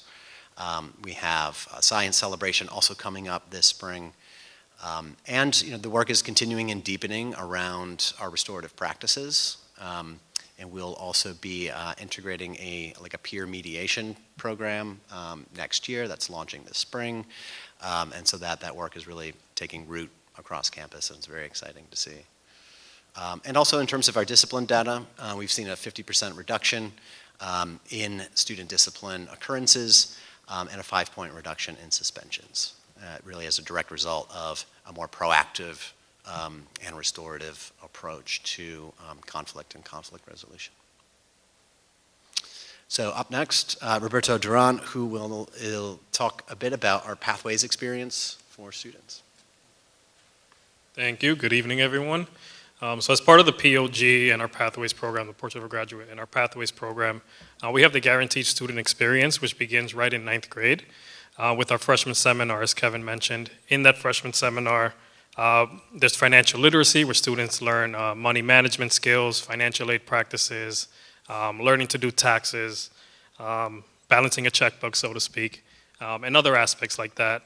There's also the Pathway Exposure Weeks, where we have guest speakers come in from around the community, different organizations, and just speak to the students about their path, their journey, their educational background, and really give the students some insight as to what a career in that pathway could look like in the future. As we continue there, we have the Pathway Showcase as well for our 9th and 10th grade families, where we also invite community organizations. This year we had about 25 organizations compared to about 10 last year, so it's a growing event. Very successful event, very proud of what we've done with the work with the showcase.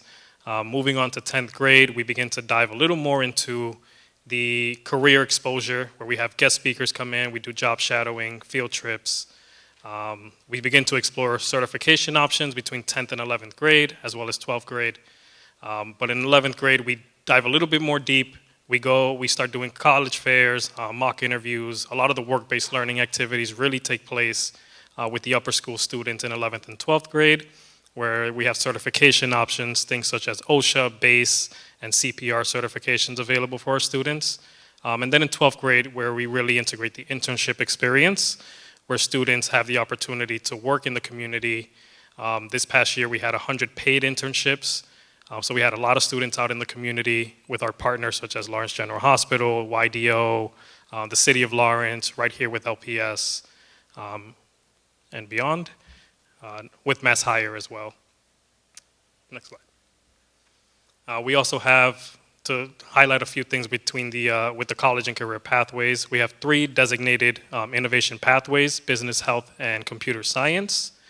We have over 1,000 students in our pathways, over 300 completing community services, the pathway journey from freshman seminar all the way to senior year with their capstone projects. Again, the pathway showcase, some highlights, again, the internships, like Mr. Rodriguez pointed out earlier, the Homeland Security Cadet Program, which was our first year doing it, and we hope to continue to do so in the following years, and hopefully continue to grow that program. And then the internships, which is a big piece. We hope to continue to grow the amount of students that are out in the community, being exposed to different careers, and really gaining an understanding and giving back to the community as well, which falls in line with our Portrait of a Graduate vision. Could I interrupt you 1 second? Could you explain the capstone project?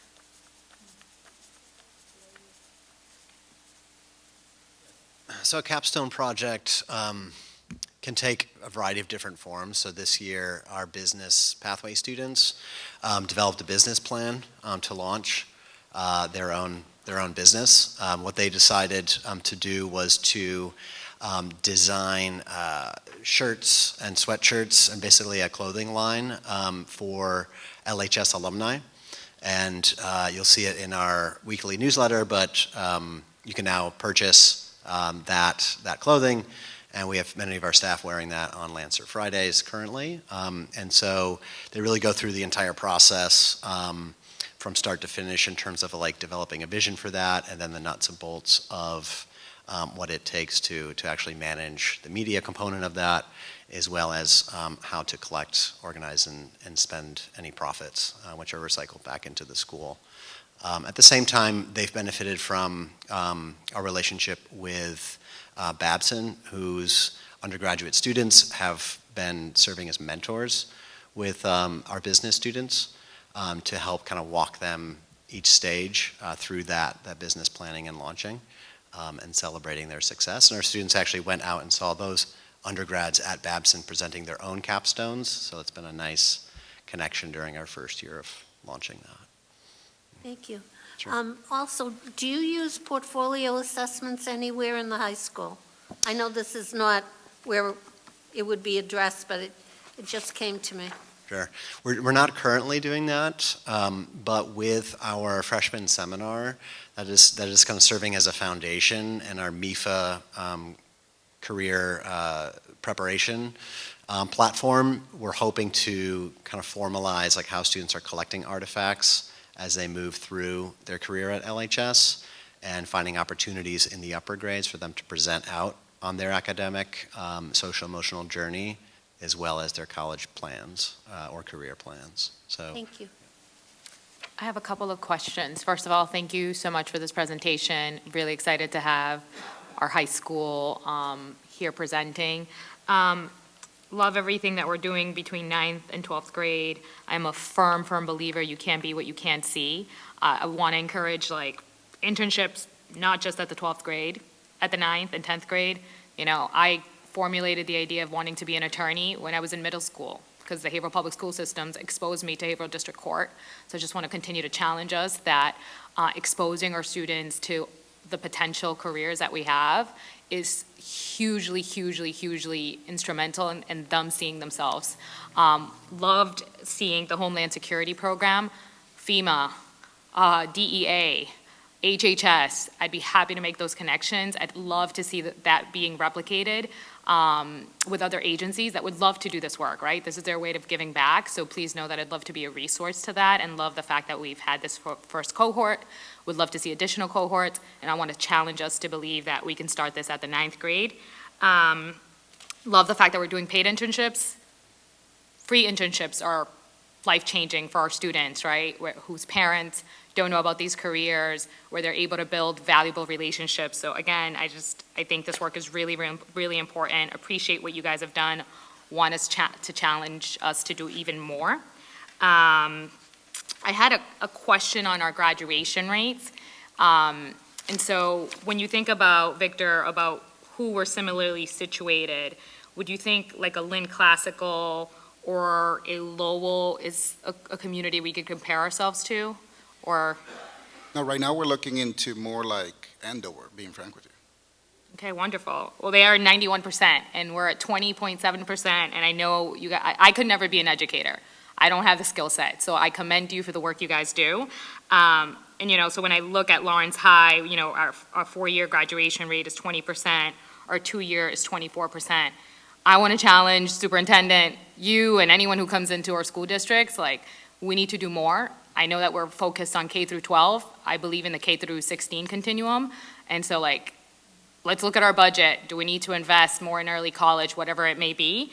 And my question to you on that, Victor, is the 20.7% and the 20.43. Do you know if there's been an increase from past years when it comes to that? So are we talking about the students who are being admitted to schools, or are we talking about the graduation rate? Because I know when it comes to the graduation rate, we're looking at the extended is about, what, 88.6? Maybe, David, can we go back to that slide? So I just can have it as a point of reference? Yeah, I think Member Matias is referring to the 4-year college graduation rate and the persistence rate at the 2-year college. Yeah, so right, I mean, you know, in previous years there, I believe it was in 2019, we saw, you know, I think that beats the current number that we have.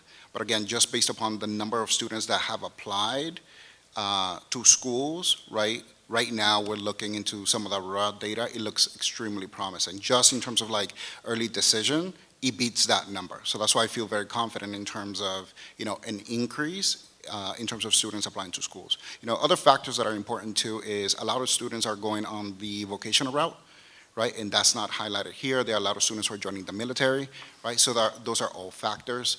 And then and this is the truth, right? We're getting a large number of students, you know, who are entering our school who are undocumented, right? And that is also, you know, part of our story. And so in a sense, you know, even though we're getting an increase in certain areas, I also want to highlight that when it comes to success too, we have also, you know, amplified that definition, right? Because when it comes to the trades, you know, there are a lot of students who are performing well and who are thriving. And currently, when it comes to our GLTS program, we have close to 126 kids who are taking advantage of that program. And that's not reflected within this data. Okay, that's super helpful. And then a quick question on our suspension policy. Yes. What is it? So it's all contingent upon the infraction, right? You know, according to state law, right, you have to go through the process to a restorative justice process. So that's not, you know, unless it's something egregious, right? Then there's that, you know, instant suspension, you know, but it is progressive discipline, and that's the process that we use at the high school level. Okay, that's super helpful. And maybe we can talk offline. I'd love to, like, I hope that the last resort of students who are underserved is suspension. I could, you know, see making sense that if someone's a teacher or other students' lives are being put at risk, it makes sense. But if not, as a, you know, community of color, I think that should be the last lever, and we should figure out ways to keep the student in school and ensure that lost learning isn't happening. So would love to connect after with you on that. No, I completely agree with that. One of the areas that I would like to know is, on looking at pathways, is how do we instill more of these young minds to become those teachers who are going to be there? Because right now, you know, how many teachers are we still looking? Oh, I think we still have probably 81 vacancies we could fill right now just in the teaching staff. I think, you know, I think it's an overall effort. First of all, college affordability, return on investment. You know, I was reading a CNBC report where the lowest return on investment for college degrees are what? Teachers.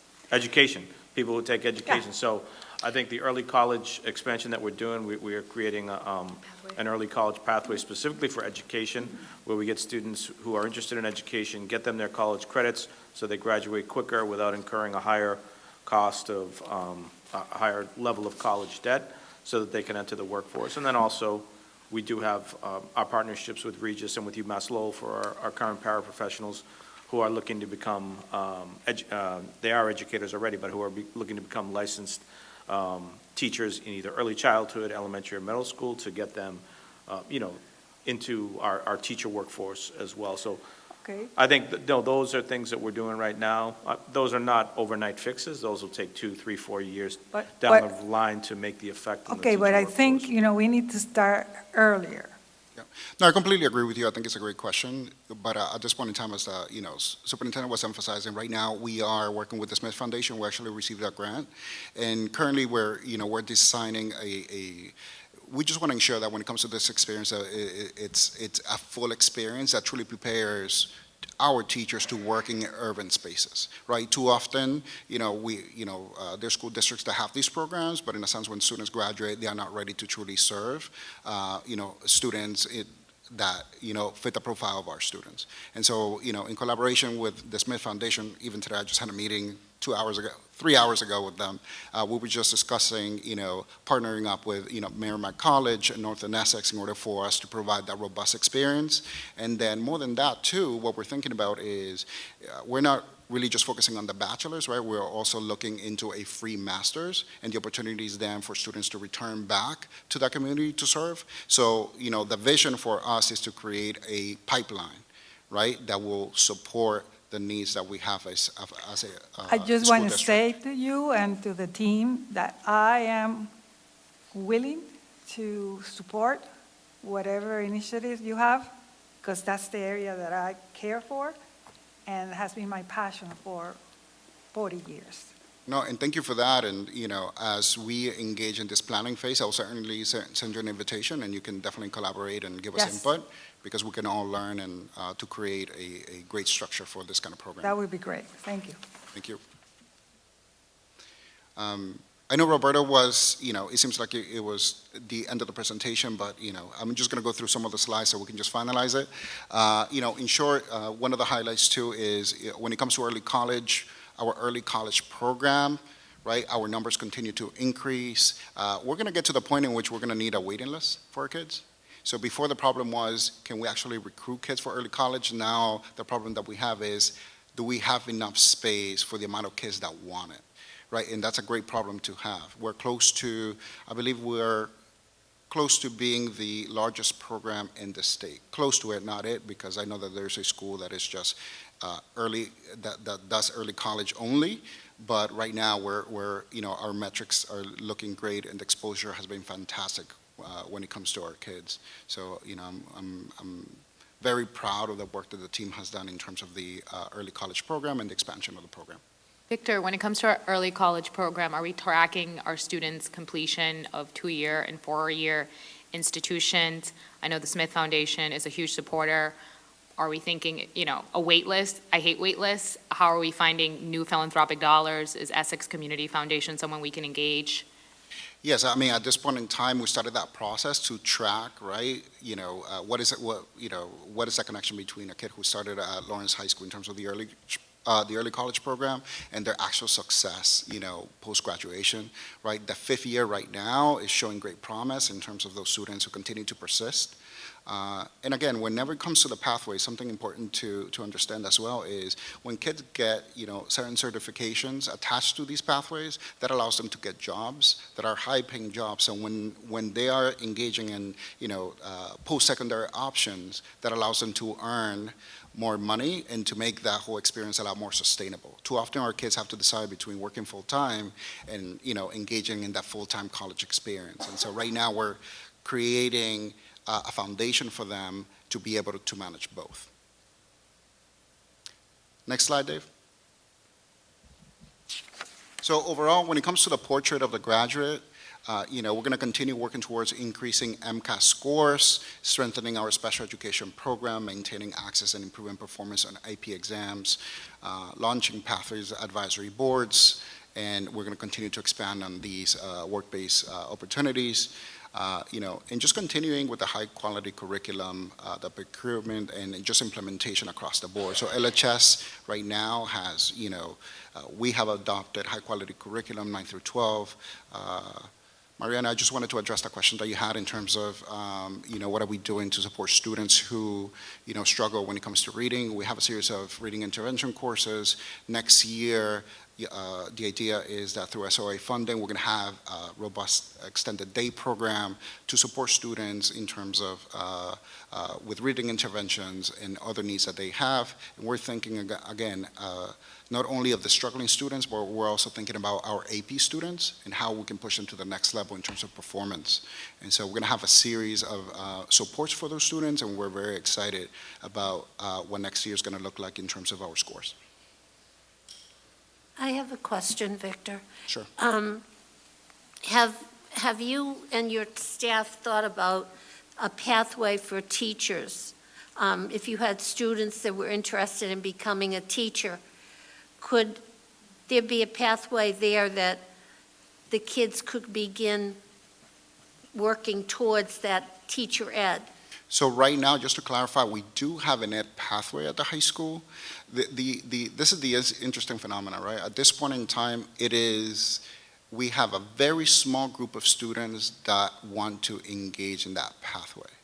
And so that's why we're doing this work with the Smith Foundation, because in a way, we want to make it a lot more attractive for our students and for them to see the overall value in terms of engaging within this pathway. Right now, I can tell you we have about 12 kids who decided that they wanted to engage in, in the ed pathway, in comparison to, for example, engineering, which we had more than 220. So that's why we're spending a lot of time, and that's why we're doing a lot of planning around it, because in a sense, we have to make it attractive enough for our students to engage and pick it as a pathway. Thank you. Victor, I had a quick question in terms of the framework that you guys have created, the LPS Graduates I Will, because it seems to be making your decisions around instruction and then the pathways programming that you guys offer, which, by the way, is amazing. Where did that framework actually come from? And who made the decision in terms of, these are the 6 things that we're going to do in terms of our programming and our academics? Yeah, so when it comes to the whole POG process, right, that we engage the entire community of Lawrence, right? We have from partners to teachers and administrators, students, right? So it was a process that was truly reflective of that community, and I believe it was a 2-year process, right? And in a sense, again, that's why these competencies are so important, because they are a true reflection of what the city of Lawrence wants. And we're not just focusing on, one stakeholder, but a set of stakeholders that truly reflect the community. And so by ingraining it within the framework of what we do, what we're saying to the community is, 1, we're listening, right? And then 2, we're empowering our kids, right, and our parents, by showing them that, we take action and we take value in terms of what they want and what they envision is best for their children.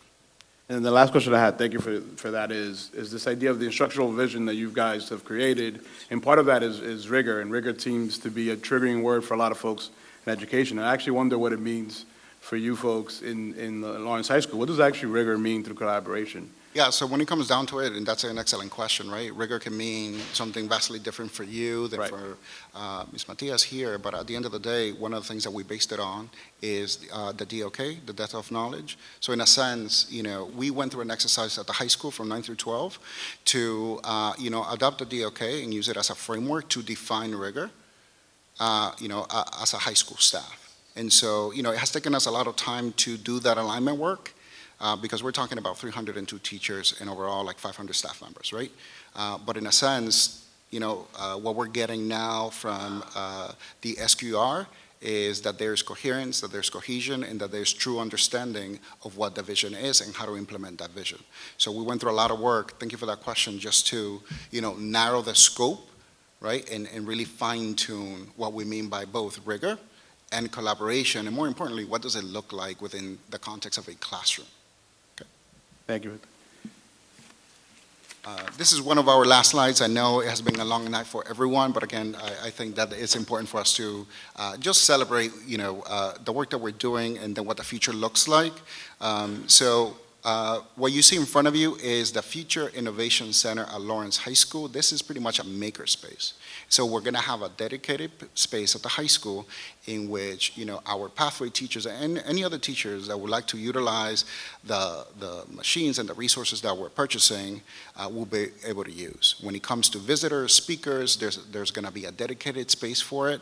And so by creating a physical structure that, is a response to the portrait, that's the way that we're saying, again, to the community and to the staff that, we're grounded in the portrait and that there's going to be a dedicated space, again, that everyone can enjoy and take advantage of. And so, this center is going to be in partnership with JA, Junior Achievement, who has been a partner for the high school for many years.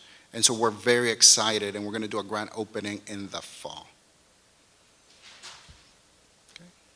And lastly, I want to end up with the reason why we do this work, which is our families and our students. And so through the POG work, through the change that we have made throughout the years, this is just a reflection of the impact that we're having. This is just a snapshot of freshman orientation this year. We had over 300 families attending this event. Too often there's this notion of our parents don't care, our parents don't want to engage, they don't want to be part of the experience. But now our parents they're actively engaged, they're supporting us, they're asking great questions, and this picture to me means everything, because at the end of the day it is a true reflection of what we want the portrait to achieve, which is true family engagement, recognition, and the recognition of this community. Okay, that's the last slide. Thank you for the great work you're doing over there at the high school and your staff. This was wonderful, a great presentation. I truly appreciate it. I just want to take a minute. I know he hates this, but I want to thank Superintendent Rodriguez for the amazing support. From the time that he was at the high school to to now to his new role. I think it's incredible to have, that kind of level of support across the board. Dr. Spash, as well, has been instrumental to the work, Odanis and the rest of the team. And, at the same time, all of this work, the only reason why we have been able to get it done is because we're truly collaborating. Even when it comes to our political leaders, we have a series of them who have been engaged in the work at the high school. And so it has truly been a collaborative process. Our teachers, central office, our community partners. And so, the future looks bright for Lawrence Public Schools and for the high school. So I'm very excited about the work, and I want to thank you again for publicly Superintendent Rodriguez and the rest of the team for all the support. Thank you. Thank you. I think everybody, loves Lawrence High School. The majority of the leadership team has spent time at Lawrence High School. Dr. Spash was a high school leader for several years. Assistant Superintendent Acosta, in multiple different roles at the secondary level. Our Chief Operating Officer was located at the high school, Odanis Hernandez, for several years as well. Yeah. Our Assistant Superintendent for Student Support Services ran a therapeutic high school. So I think, a lot of us, value deeply what goes on at Lawrence High School, and especially the students like Yedriani who are there every day, doing the best they can for their futures too. So keep up the good work, and we appreciate you staying late tonight. Thank you all. Have a great night. We love Lawrence High School, Great. right? Great Remember job, De man. Leon, right? Like, Go we love Lancers. it. Just to wrap us up briefly before we go into executive session, we did want Mr. Hernandez, our Chief Operating Officer, just to present briefly on our facilities use policy. We will be taking a look and trying to do a revision because it is a school committee or a board policy, and we wanted to make sure we started thinking about that, and we'd be open to any type of suggestions or thoughts that the board may have on our facilities use policy, as we are, as we do have, many requests to use the buildings, and these are, public buildings that are city-owned. We want to make sure that we're welcoming to folks when they do a request to use the buildings. Thank you, Superintendent. Good evening, board members. So as the Superintendent mentioned, we have embarked in the process of updating our district policy for rentals. The policy is now 13 years old. It's from 2011. The reasons why we feel it's necessary to do this process is because of the renewed interest for using our facilities after COVID. You know, we shut down for COVID, so we weren't allowing organizations or others to have access to our facilities. And also just thinking about the 2 new schools that are going to be live pretty soon. That is intended to be for community use, right? So then, you know, in addition to that, the work that we have a draft policy that we'll be able to present to you soon, where we hope that we can engage you with your input around the policy, as well as invite you to be part of our working group as we create and finalize this policy.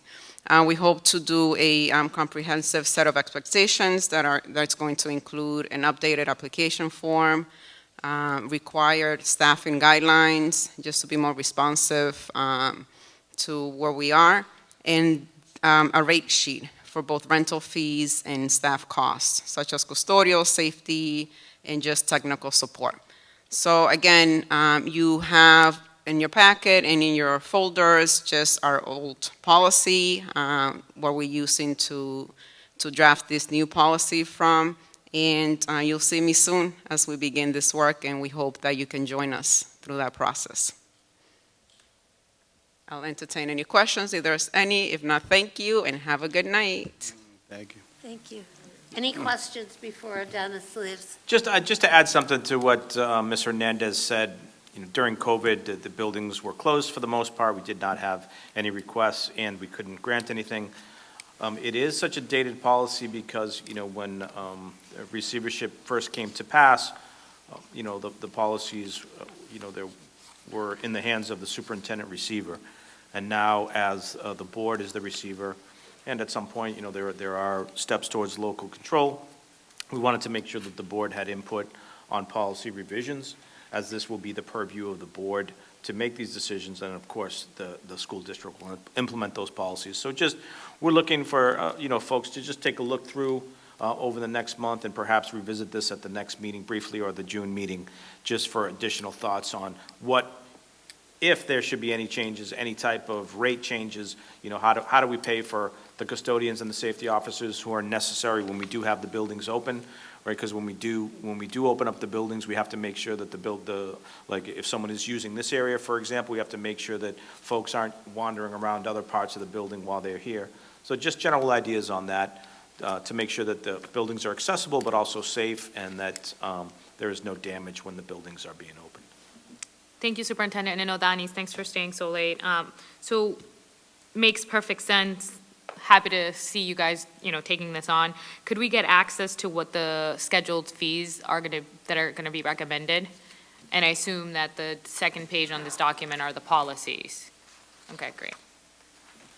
Yeah, we'll be happy to share what the current rates are, so you can see the difference. I mean, really, what we're thinking, the recommendation is just to be realistic and, you know, to what our custodial and safety and others rate is according, you know, based on the union contract, and then just that allows for yearly or contractual quota increases, and then, you know, just what the rental fee should be, right? So those will be the things that we would hope to finalize. But we'll share what the current rates are, and then the recommendations. That's super helpful. And then one last question. Would it be to cost? So let's say our fees, you know, we need a custodian, or we need staff, or we need police officer. Is there a margin, a profit margin? And if there how would that money be leveraged down the line? I think, you know, our policy over the last year and a half, and probably longer for Adonis, has been, you know, not to waive any type of rental fee or anything like that, and just ask the organizations to pay for the custodial overtime and for the safety officer overtime. We're really not looking to use it as a source of revenue, because it is a public building, and we don't want to try to add revenue to the school department based on the use of a building that belongs to the city and not the school department. I think we've tried to keep the cost as low as possible for the groups that use the buildings, just by asking them to contribute what the custodial overtime or the safety officer overtime is.